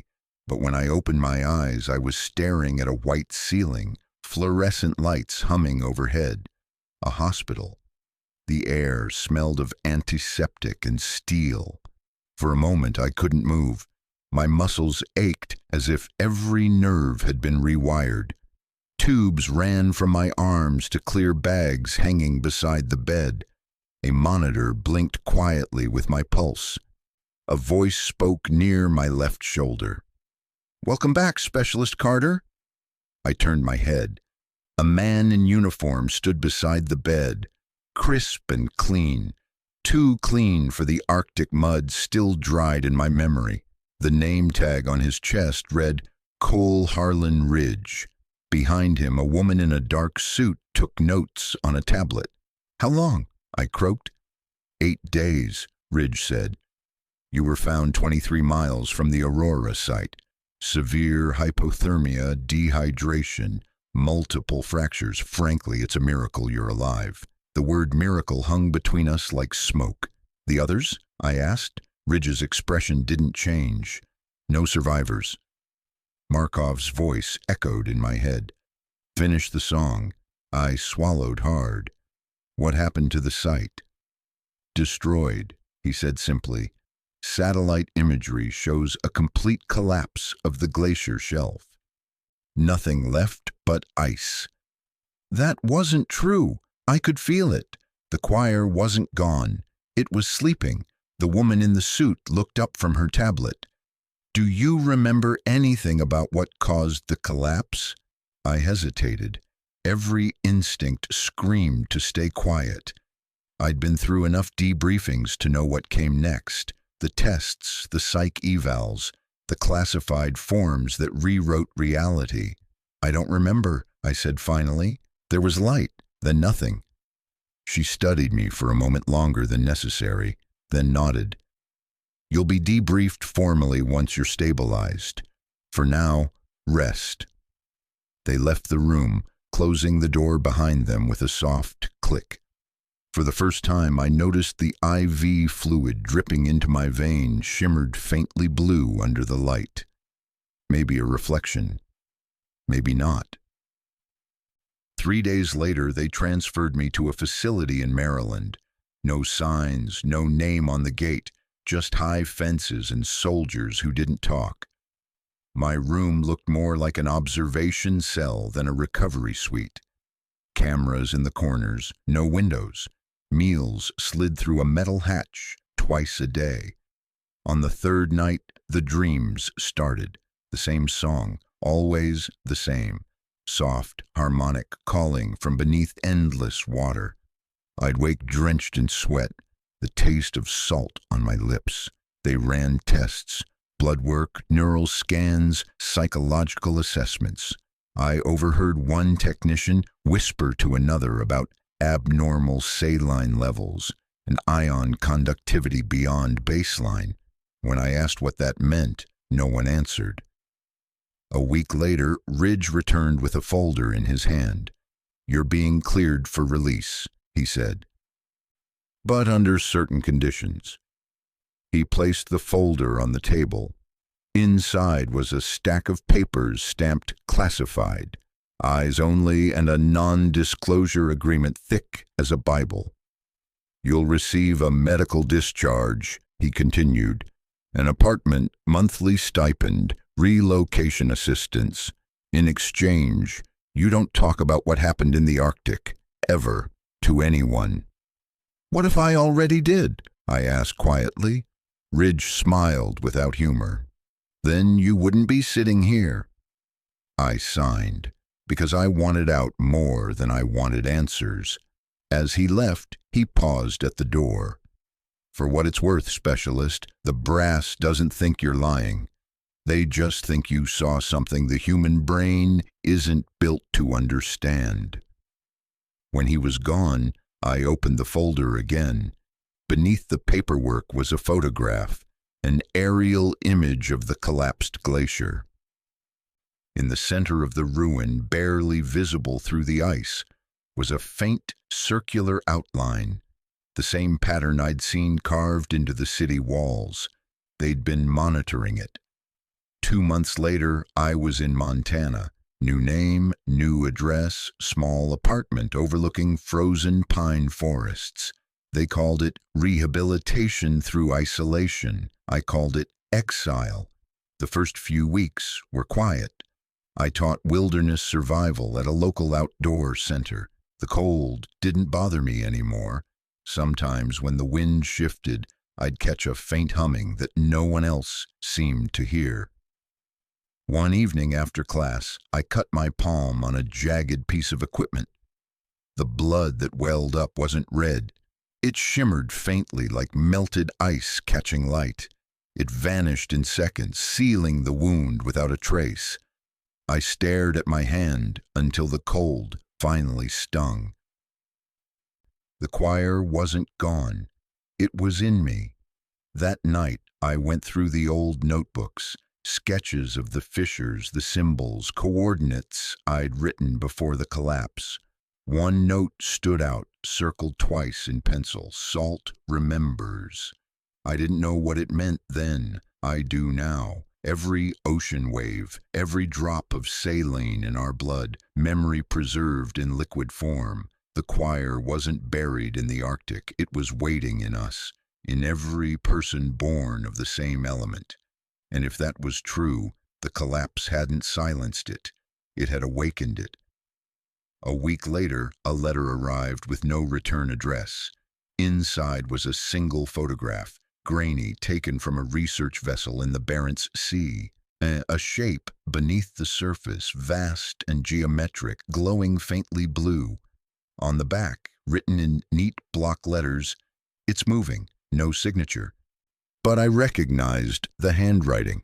Markov's. For 2 nights, I couldn't sleep. The photograph lay on my kitchen table beneath the yellow glow of a single bulb, its edges curling from the damp Montana air. Every time I looked at it, the faint light under the water seemed to shift, as if the image were breathing.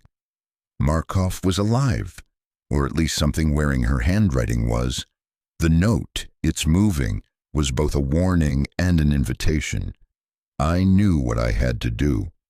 By dawn, I'd packed what little I owned into a duffel: field gear, notebooks, and the same parka I'd sworn I'd never wear again. I left a letter for the outdoor center's director: "Family emergency, indefinite leave." It was the truth in a way. A week later, I stood on the deck of a research vessel called Endurance 2, cutting through the gray waters north of Norway. The expedition had been chartered by a private foundation studying polar magnetic anomalies. I hadn't told them who I really was. As far as they knew, I was Ethan Reeve, logistics consultant. The crew was small, 6 scientists, a captain who hated paperwork, and a communications officer who spent more time staring at the sonar than talking. The air smelled of diesel and salt, and the sea stretched to the horizon like dull metal. It felt good to be back in motion, terrifying, but good. By the third day, the temperature dropped sharply, though the calendar said it shouldn't have. Frost formed on the railings despite the ship's heaters running full. The water beneath us darkened to near black, and the sonar began to glitch. Dr. Hannah Larson, the expedition lead, frowned at the screen. "Readings keep repeating," she muttered. "It's like something's reflecting the signal back before it reaches the bottom." "How deep are we talking?" I asked. 10,000 feet. But look." She adjusted the frequency. The display shifted to show a circular distortion, wide as a city block, pulsing slowly. It was the same pattern again. The choir's mark. I felt the hum in my chest return, faint but unmistakable. My pulse matched it beat for beat. Larson glanced at me. "You all right?" "Just seasick," I lied. That night the sea went completely still. No wind, no waves, just a flat, silent mirror stretching in every direction. The captain called it the dead calm, said he'd only seen it once before, decades ago near Antarctica. "Water that flat means something's moving beneath it," he told me quietly. At midnight the ship's intercom crackled. "All hands to deck. We've got movement." I ran up top. The horizon glowed faintly blue. Not lightning, something deeper, pulsing from below the surface like bioluminescence scaled up to planetary size. The glow widened, forming concentric rings that radiated outward. The crew leaned over the railings, whispering. Cameras flashed. Larson's voice shook. "That can't be thermal activity. There's no volcanic line here." Then the glow stopped. The water returned to black. A moment later, the entire ship shuddered. The instruments below deck screamed with interference. The power flickered once, twice, then held. Larson grabbed my arm. "Did you feel that? It came from beneath us." I didn't answer. I was listening. The hum inside me had grown louder, a vibration in my teeth. I went to the stern alone and looked down. The reflection of my face stared back, except my eyes were faintly luminescent, shimmering the same blue as the sea. The wind picked up, carrying a voice that was barely more than breath. "Ethan." I turned sharply, but the deck was empty. Just the rhythmic creak of the ship and the endless hiss of the waves. The voice came again, closer this time. "They're waking everywhere. You can't stop it." Markov's voice, the photograph in my cabin, the one she'd sent, had said, "It's moving." Now I understood. The choir wasn't confined to the Arctic anymore. It was spreading through every ocean current that touched that ice, through the salt that binds the planet together. 2 days later, the first incident happened. One of the engineers, Pavel, went missing during the night watch. They found his tool belt on deck, his flashlight still on, pointed toward the sea. No splash had been heard, no alarm triggered, just gone. By morning, the calm was absolute. Not even seagulls followed the ship. The radio channels filled with faint static that pulsed in threes. The same rhythm. At noon, Larson confronted me in the lab. "You know something," she said. "You don't flinch when the readings spike. You don't even look surprised." I thought about lying again, but her eyes were desperate. The same look Markov once had before she stepped into the ice. "I've seen it before," I said quietly. "What is it?" "Not what. Who?" She frowned. "You're saying it's intelligent." "Older than intelligence. It's memory, the planet remembering itself." She stared. "That's impossible." I smiled without humor. I used to think so too. The hum returned, stronger now. Even Larson heard it, a low vibration that made the instruments rattle. The lights flickered blue for half a heartbeat. "Whatever this is," she said, "it's not just underwater anymore. It's inside our systems." I didn't tell her that it was inside me, too. That night, as the crew slept, I stood alone on deck, watching the dark horizon. The stars were hidden behind thick cloud, but beneath the surface, faint lights moved in slow spirals, tracing patterns I'd seen 100 times before. They were following us, and deep inside, something inside my blood answered back. I whispered into the cold, "What do you want from me?" The sea shimmered faintly, and a single phrase came back, soft, certain, in Markov's voice. "You were never meant to run." The glow beneath the ship brightened until the entire hull vibrated. The captain shouted from the bridge, but his voice was drowned out by the rising hum. I could feel it spreading through every drop of water around us, through every living thing connected by salt. The choir was moving again, and this time it wasn't waiting for permission. The hum became thunder. Every panel on the bridge flickered with blue light, sonar screens blooming into perfect concentric circles that pulsed like a heartbeat. The captain barked orders that no one could follow. The instruments weren't responding. The compass spun wildly. Depth readings leapt from 10,000 feet to 0 and back again. Larson gripped the console. "It's everywhere," she whispered. "Every channel, every frequency, saturated." The radio screamed with static, then fell into eerie synchronization. 3 short bursts, a pause, 3 more. Even the ship's hull vibrated to the rhythm. I felt it inside my bones. Through the portholes the sea glowed, not in one place now, but all around, the rings merging into a single, shimmering expanse. It was beautiful in a way that made the heart hurt, like watching the planet breathe.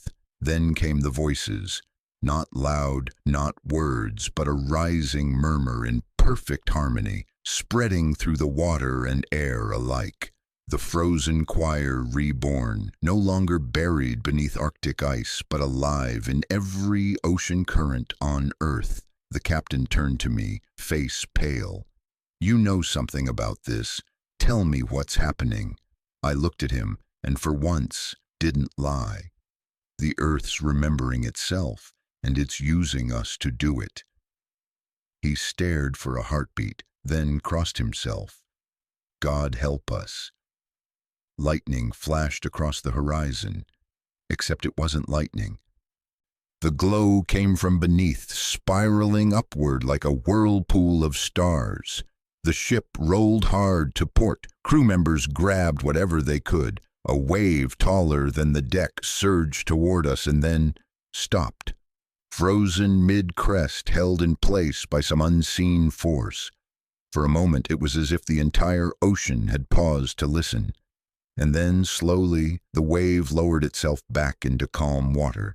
The hum receded. The lights dimmed. Silence.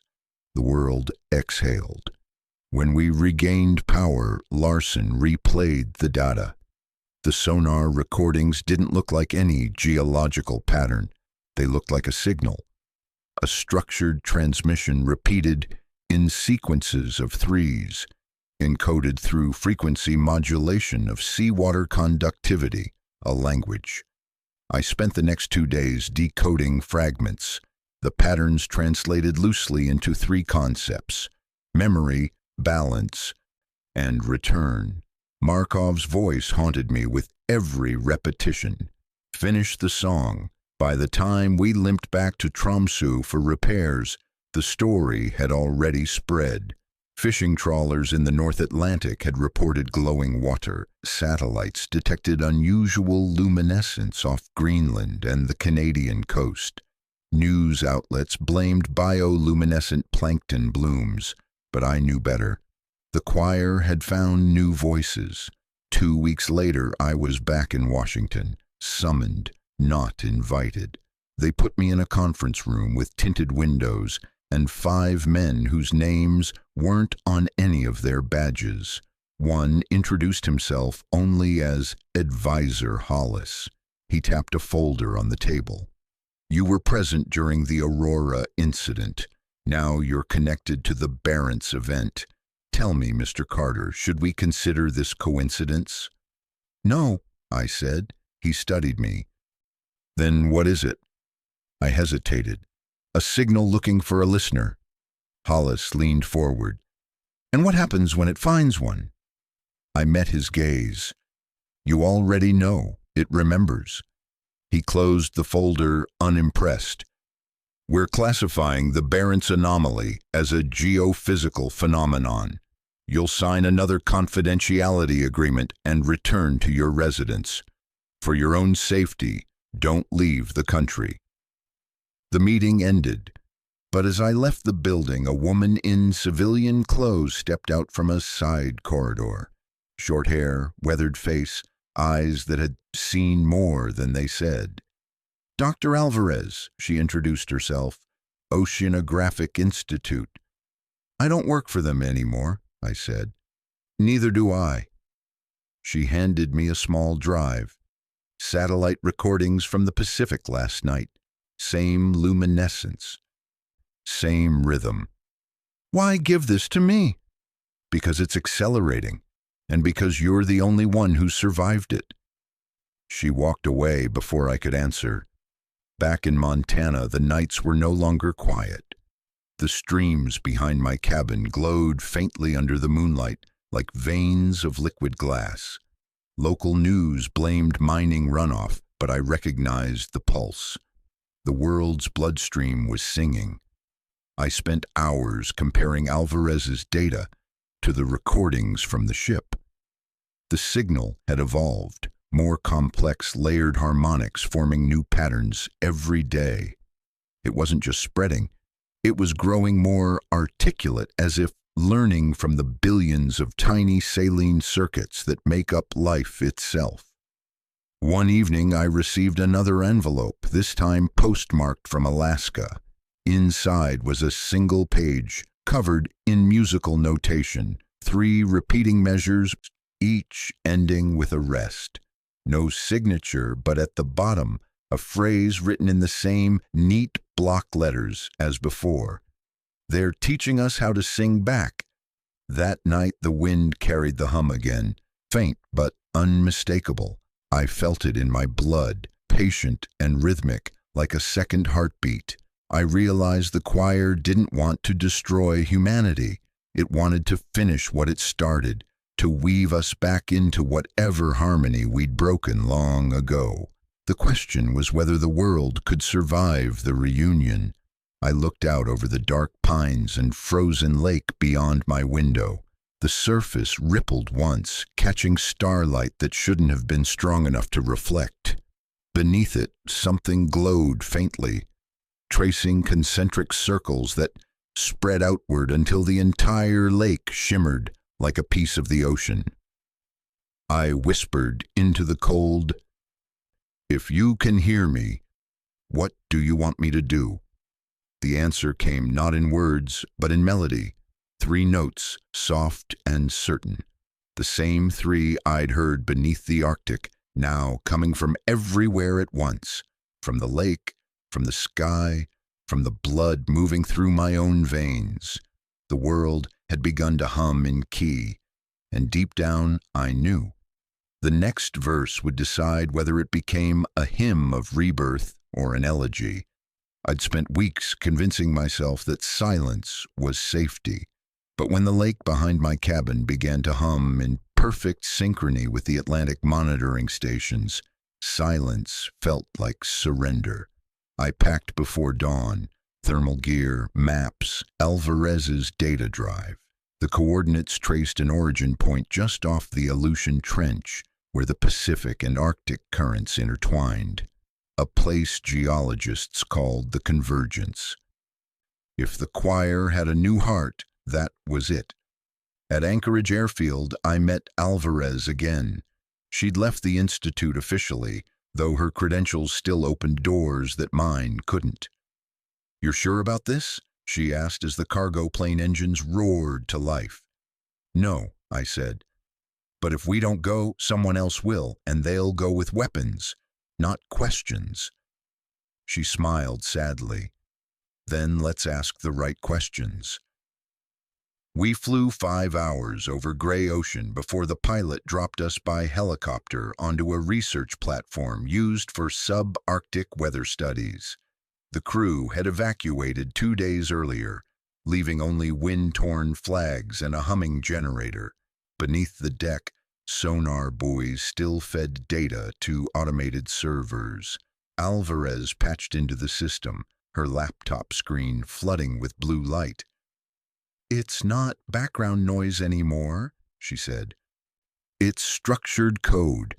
The pattern keeps rewriting itself in real time."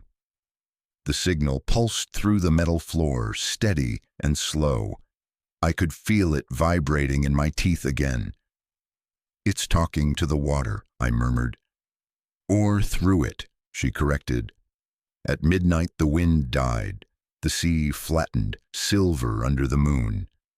Alvarez stepped beside me at the railing. "Ethan, look!" Beneath us the water glowed with moving lines, grids of light that curved and folded like living circuitry. Each pulse matched my heartbeat until I couldn't tell which belonged to whom. A voice rose within the vibration, calm and near. "Remember," I gripped the rail. "What are we supposed to remember?" Alvarez's laptop hissed, the data translated into fragments of language built from frequency, not letters. She whispered the conversion aloud. "Salt, flesh, continuum, rejoin." "It's inviting us," she said, "or luring us." The deck lights flickered. Somewhere below, a hatch clanged open, and seawater began to pour across the platform in a perfect spiral. I pulled Alvarez back, but she didn't move, her eyes fixed on the whirlpool. "It's resonating with every sodium ion in our bodies," she said, voice distant, almost reverent. "We are the signal." Her hand trembled, reaching toward the water. "Lena," I grabbed her wrist, "if you touch that—" She turned to me, pupils glowing faintly blue. "Maybe it's not infection, Ethan. Maybe it's evolution." For a second, I saw what she saw. Not destruction, but connection. Oceans linked by a single pulse. Species harmonized by chemistry older than thought. It felt peaceful. Then the platform groaned, steel bending under unseen pressure. The whirlpool brightened until my vision blurred white. I dragged Alvarez toward the emergency shelter as waves of light swept over the deck, the air filled with a single resonant chord, neither frightening nor kind, just immense. It passed through everything, through bone and memory alike. When I opened my eyes again, the sea was calm. The glow had faded. Alvarez lay unconscious but breathing, her hand still faintly luminescent. The generator was dead, but the monitors inside the shelter flickered to life one by one, each displaying a new pattern, a perfect double helix rendered in pulses of blue light. "It changed the signal," I whispered. "It's using DNA now." Alvarez stirred. "Not changed," she said weakly, translated. Outside, the horizon shimmered. The same faint rings we'd seen in the Barents Sea now radiated outward from the trench, spreading toward the poles. Every body of salt water on the planet would feel it within hours. We had two choices: broadcast what we'd witnessed or cut all transmissions before the world realized the oceans were alive. I stared at the radio console. The emergency beacon could reach every scientific network on Earth. Proof, vindication, or panic. Alvarez sat up, eyes clear again. "If we warn them, they'll weaponize it. You know that." And if we don't? I asked. Maybe they'll listen instead of command. The hum deepened, echoing through the deck like a heartbeat waiting for its answer. I placed my hand on the transmitter switch. We decide the kind of song this becomes. For a long moment, we said nothing. Only the wind moved, carrying faint traces of melody across the dark water. Then I pressed send, but not a warning, not data, a single phrase encoded in frequency and rhythm. "We hear you." The response came instantly. The ocean pulsed once, bright enough to turn the clouds into mirrors. The vibration coursed up through the metal, through the air, through us. It wasn't words anymore, it was recognition. And then everything went still. When the light faded, the signal was gone. The sea rolled like ordinary water again. I checked the monitors, silent. Even my internal hum had quieted. Alvarez looked at me, half smiling through tears. "Do you think it worked?" I watched the horizon where dawn was starting to bloom. If they wanted to end us, they would have. Maybe they just needed someone to answer. We stayed there until sunrise, listening to the ordinary crash of waves. The world felt the same, until I realized the tide was retreating in slow, deliberate rhythm, as if the ocean itself were breathing with us. Somewhere deep beneath that surface, something had shifted, not finished, but changed. I looked down at my hands, still human, still mine. For now, the sea was quiet again, too quiet. When the rescue cutter found us adrift 3 days after the light storm, the ocean lay flat as glass from horizon to horizon. The crew said they'd never seen swells behave like that. Every wave rose and fell in the same rhythm, as if the tide itself were breathing. I told them it was just wind patterns. They didn't believe me, but they wanted the story to make sense, so they let it pass. Alvarez and I were taken to Kodiak for debriefing. There were no formal interrogations this time, only a silent procession of doctors drawing blood, checking reflexes, scanning our eyes. Their expressions stayed polite, professional, and frightened. When they released us, they didn't say why, just a signed paper. "You are to avoid all coastal regions until further notice." We both ignored it. A month later, I was back in Montana, pretending to live an ordinary life. The woods were green again, the river thawed, and the tourists came early that spring, but the air had changed. Cleaner, sharper, carrying a faint metallic scent like rain on stone. Birds flew in odd, perfect V formations. Their calls rose and fell in triads instead of random cries. When I mentioned it to my students, they said, "It's beautiful." They didn't hear the pattern repeating underneath. At night, the lakes reflected constellations that no telescope recognized.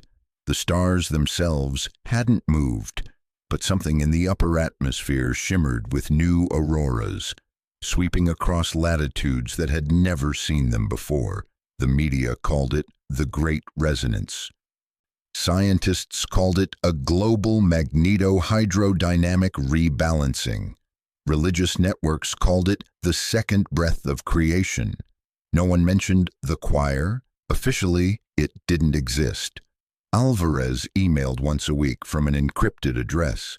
She'd gone underground with a group of oceanographers running independent sensors from Iceland to Chile.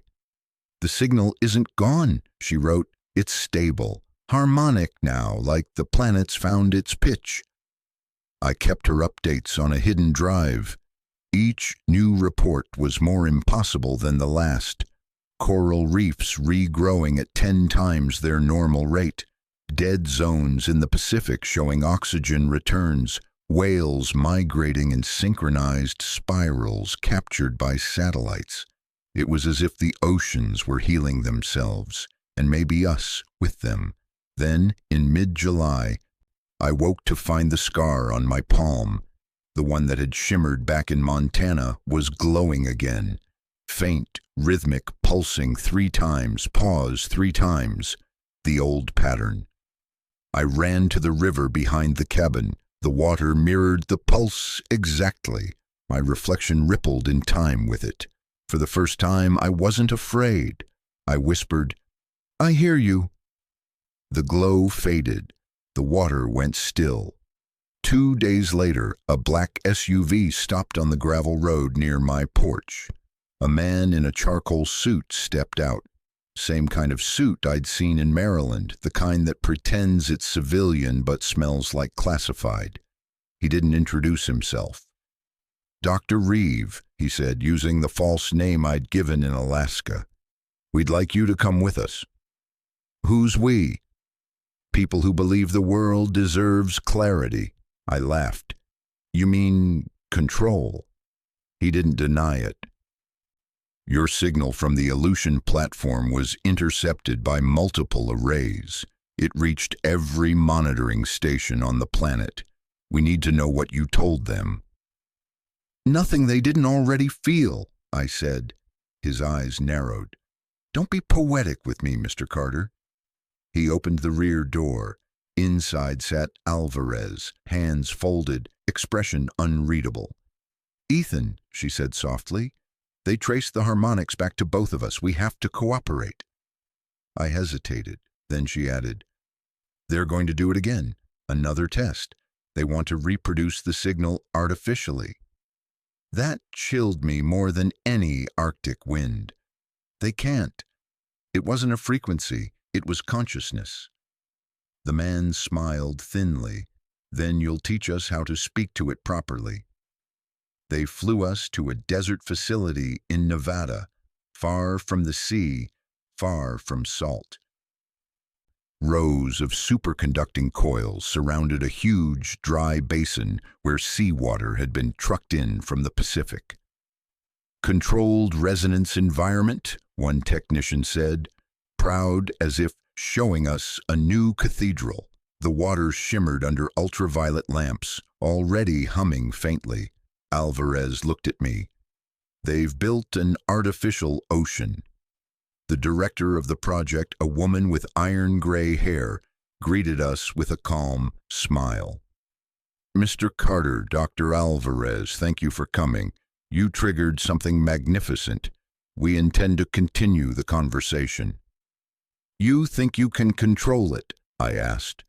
"Not control," she said. "Collaborate. Imagine clean energy drawn directly from harmonic motion. No fossil fuels, no pollution. The choir, whatever you call it, can guide us." Her words were reasonable, visionary even. Yet the water in the basin pulsed uneasily, as if it understood deception better than I did. That night, Alvarez and I stood by the observation window. "If they force it," she whispered, "they'll rupture the harmony. The signal could fracture." Which means, imagine a choir where every singer screams a different note. The air around us vibrated faintly. The hum was returning, not from the basin, but from within us. "They're about to start the sequence," she said. "If it goes wrong, it won't be the world ending," I said. "Just us." She nodded once. "Then we better make sure it listens to the right voice." That night, as technicians prepared the generators, I slipped back into the control room. The central console pulsed with the same triad I'd felt under my skin. The system was ready to broadcast the artificial resonance across the basin, using the data we'd unwillingly provided. I looked at the code, hundreds of harmonic equations translating water into memory. It felt like seeing a sacred text rewritten by machines. On the main screen, a timer counted down from 60. Alvarez entered silently and stood beside me. "You know what to do?" "Yeah," I said. "We answer before they call." She smiled, a mix of fear and faith. "Then let's begin."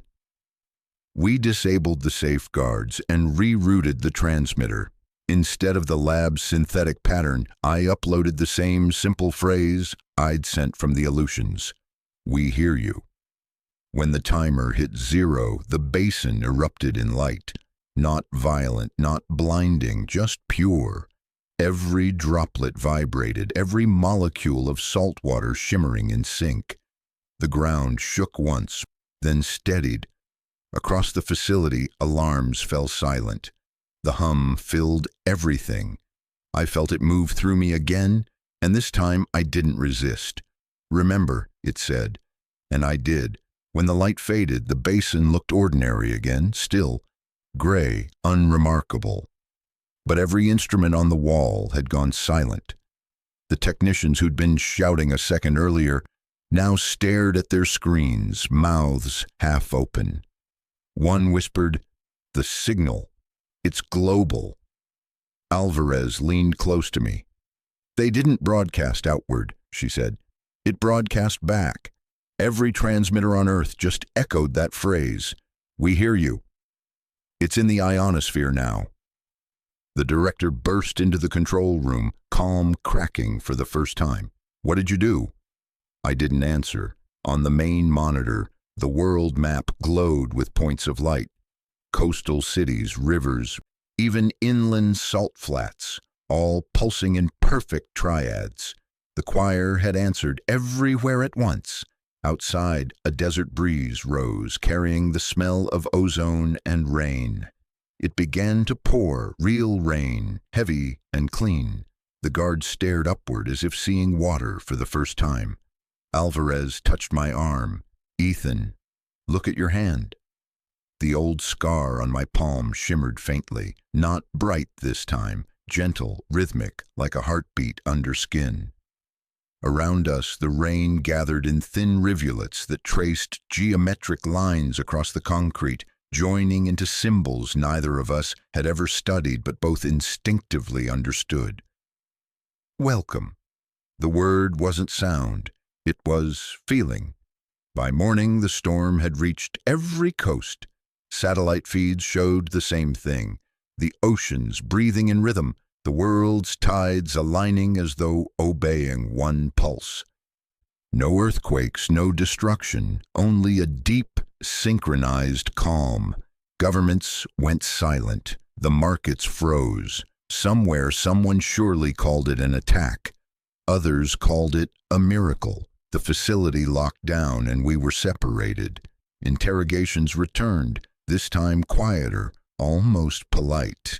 They wanted lineage information, genetic samples, every detail of my ancestry. I asked why. They said the choir recognized me. 2 days later, they released Alvarez and sent me to an office lined with old military files.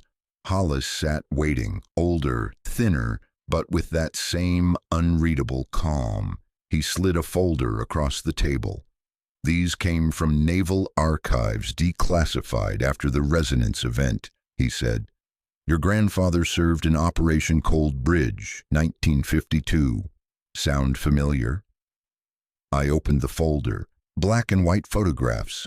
A small Arctic camp. Men in parkas, ice ridges behind them. One photo made my stomach drop. An officer standing beside a borehole that glowed faintly, even in monochrome. The name on the jacket, Captain Robert Carter. "My grandfather disappeared during that mission," I said. "They told my father it was a training accident." Hollis shook his head. Half the team vanished. The others were hospitalized with what the doctors called progressive aquatic adaptation. Webbing in fingers, dermal translucence. The files were buried under medical research. He paused, studying my reaction. "You didn't just find the choir in the Arctic, Mr. Carter. You inherited it." The word hit harder than any accusation. Inherited, as though memory could pass through blood the way songs pass through breath. I flipped through the pages. Medical notes described saline reactivity and cellular resonance. At the end was a photograph of a small child held by a woman in uniform, my father, In his eyes, even then, a faint ring of light. Hollis closed the folder. The choir's been singing for generations. We just never learned to answer properly. He stood, adjusting his tie. We can protect you, or you can keep running. But understand this, people are changing. We need guidance, not panic. He left me with the folder. On the last page was a handwritten line from the old operation log. Salt remembers, the rest forgets. They moved us to a coastal monitoring base near Seattle to observe post-resonance phenomena. Outside, the ocean glowed faintly at night, gentle as breathing. Alvarez spent hours cataloging tide variations. I studied human ones. Hospitals reported strange recoveries, lungs healing faster, wounds closing overnight, patients describing dreams of waves, whispering songs they somehow recognized. Children born after the event had higher salt tolerance and unexplainable ability to hold breath underwater. It wasn't mutation, it was alignment. Alvarez called it symphony adaptation. The choir hadn't changed us into something new. It had tuned us closer to what we already were. I looked at her across the lab one night. Do you think it ends here? She shook her head. No song ends on the first chorus. The lights flickered, and for a second we both heard it again. Soft, distant, beautiful. A melody woven from wind and tide. Not menacing this time, but inviting. On the horizon, the aurora brightened into new shapes. Rings within rings, slow and deliberate, like eyes opening. The world's listening now, Alvarez said. Maybe for once we'll answer in harmony. That night I returned to my quarters and opened my grandfather's folder again. Tucked inside, between brittle reports, was a small scrap of fabric, uniform cloth marked with faded ink, RC, return complete. Beneath it, an address in handwriting I recognized as my father's, Coastal Haven, Washington, a private veterans facility an hour north. Something in my chest tightened. If my grandfather hadn't died.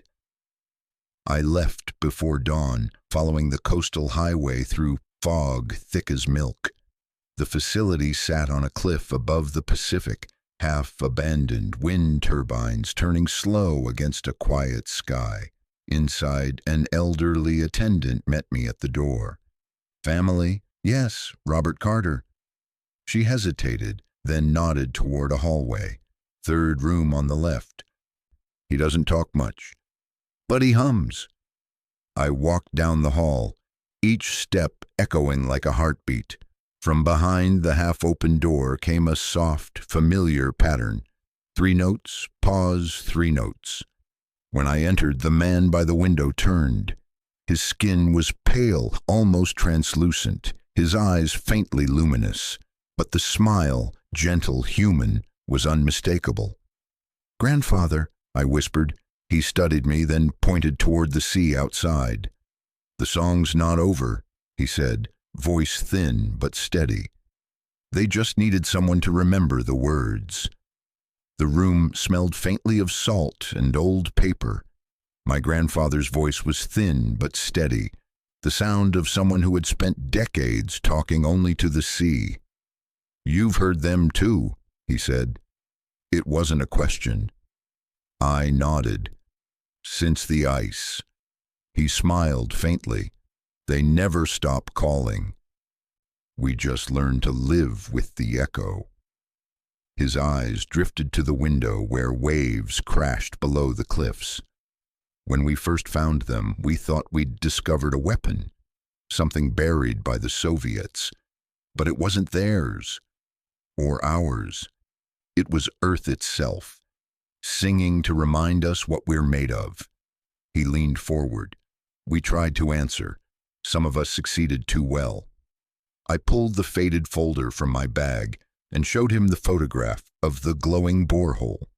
"This was you." "Yes." His gaze softened. The first time I looked down, I saw my reflection moving before I did. The ice remembered me, though it shouldn't have.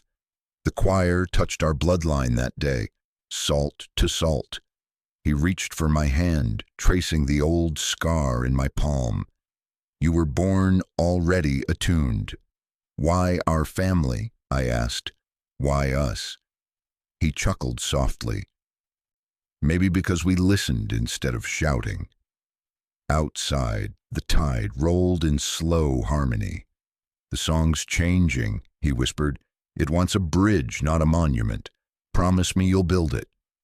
Before I could answer, he pressed a small brass key into my hand. Locker 73, Anchorage Harbor. Everything we couldn't say is there. His breathing slowed. The hum that had lived beneath his voice faded. When the nurse came moments later, she only nodded. He waited for you, she said quietly. 2 days later, I was on a cargo plane headed north again, Alvarez beside me. She'd insisted on coming. Someone has to keep you from doing anything heroic, she joked, though her eyes carried the same worry. Mine did. Anchorage was colder than I remembered. The harbor was half frozen, cranes silent under a gray sky. Locker 73 sat behind a rusted gate in an old naval warehouse. Inside lay a waterproof case and a reel-to-reel recorder, the tape labeled Icebridge Field Audio 1952. We played it in the cargo bay of a rented van. The static cleared, and then came the sound, not of wind, but of humming. Dozens of human voices repeating 3 notes in perfect synchrony. Beneath them, another layer, deeper, older, like the earth breathing. Then my grandfather's voice, younger and firm. Attempting phase alignment. Wait, signal replying. It's not echo, it's... The tape crackled violently. A new voice emerged, calm and alien, yet heartbreakingly familiar. We remember. Alvarez paused the recorder. That's the same phrase the ocean used at the platform. I rewound, listening again. The harmonic signature was identical to the modern resonance. The choir had spoken through them first and kept waiting 70 years for someone to understand. The next morning, a message arrived on my secure line. Urgent Federal Science Council Summit. Attendance mandatory. Alvarez frowned. They want to control the narrative. If they admit this recording is real, the world changes overnight. I stared at the key, still warm in my hand. Maybe it already has. The summit took place in Washington, under the bright glass dome of the new Environmental Response Center. Flags lined the stage. Cameras waited like open eyes. The moderator introduced me as the first human interface with the global resonance phenomenon. The title made my skin crawl. After an hour of policy talk, a senator turned to me. Mr. Carter, do you consider the choir an extraterrestrial presence or a form of natural intelligence? I looked out over the audience. Scientists, military officers, journalists hungry for certainty. Behind them, Alvarez stood in the shadows, watching. I think, I said slowly, it's neither alien nor divine. It's us, everything that's ever lived and died in salt and water, remembering what it means to belong. A ripple of unease passed through the room. The senator pressed. Then it can be reasoned with? Controlled? No. My voice sharpened. You don't control memory. You honor it. The lights above flickered once, just a small tremor, but every phone in the audience buzzed simultaneously. News alerts flashed across screens. Global tide synchronization event in progress. Live feeds showed coastlines from Australia to Iceland, tides rising and falling in exact unison under a cloudless sky. The planet was answering. Gasps filled the hall.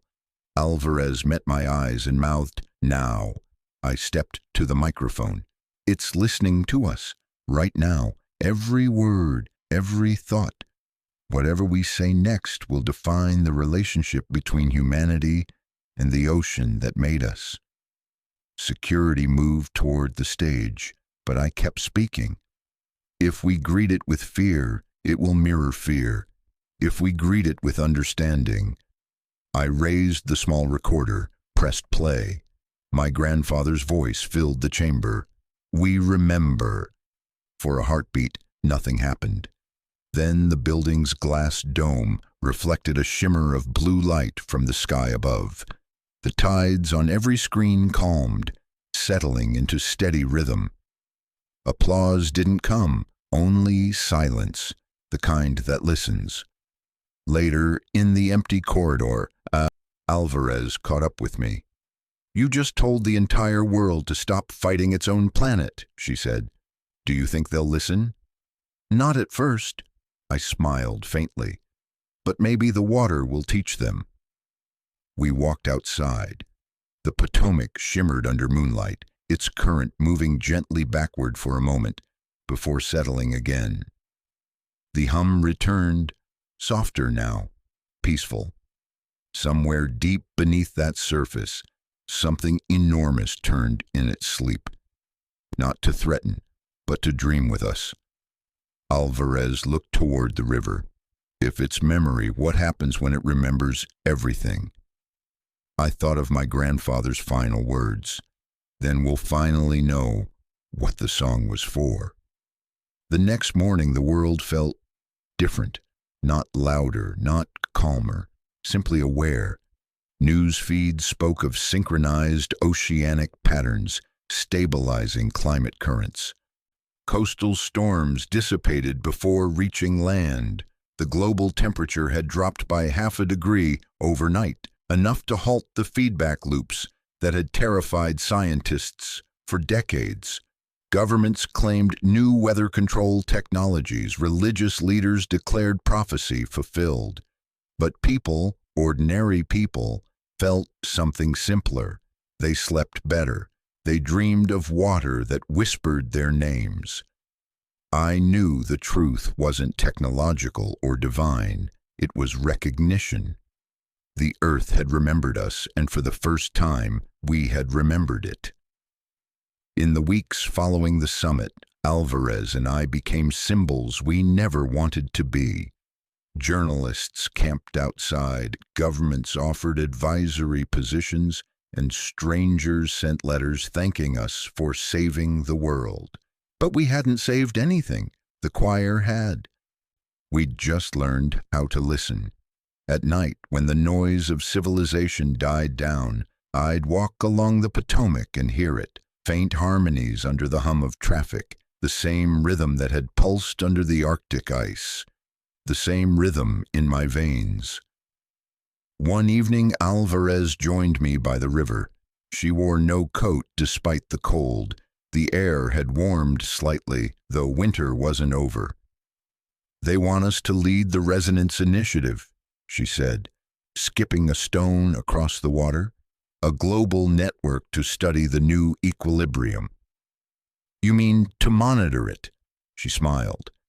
Maybe to learn from it, for once. Do you think it's over? I asked. Her gaze followed the ripples spreading outward. No, I think it's just begun, but maybe that's the point. Songs aren't meant to end. They change hands. That night, I couldn't sleep. My grandfather's recorder sat on the desk beside my bed, its tape still inside. I hadn't played it since the summit. On impulse, I pressed play. At first, just static, then a new sound, one that hadn't been there before. A voice, soft, human, mine. We hear you. Then another, answering in perfect harmony. We remember. The two voices merged, rising until static swallowed them both. I realized the recording wasn't a loop. It was live. The choir wasn't finished speaking, and now somehow it was using me as its translator. 3 days later, I stood at the edge of the Atlantic on the rocky coast of Maine, where the sea feels endless. The wind smelled of brine and snow.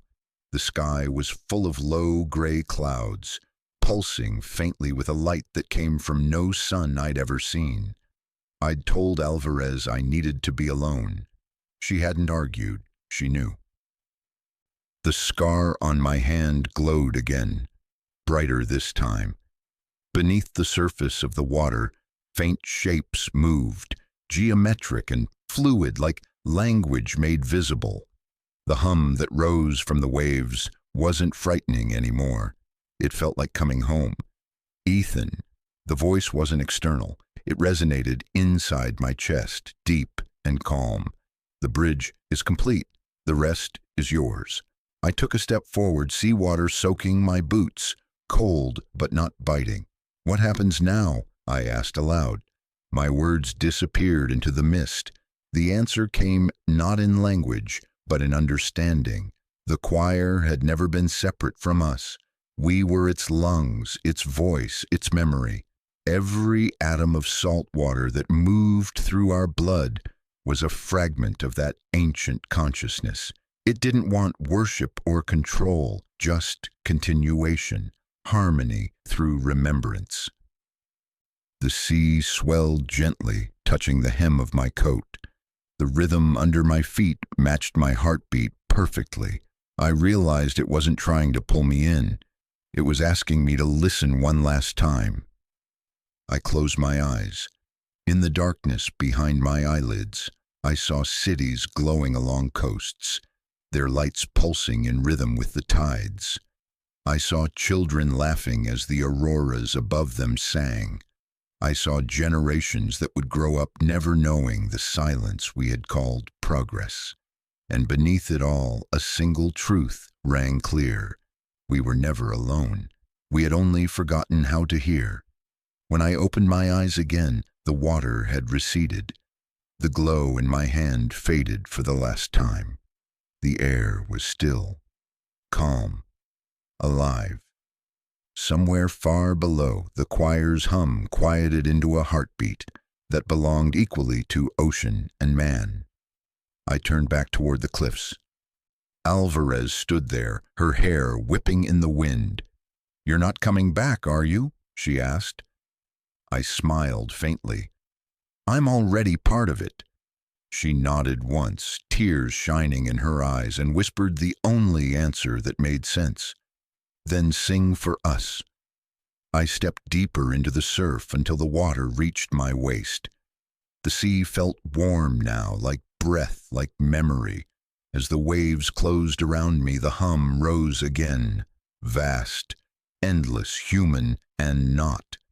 And for the first time, I didn't resist.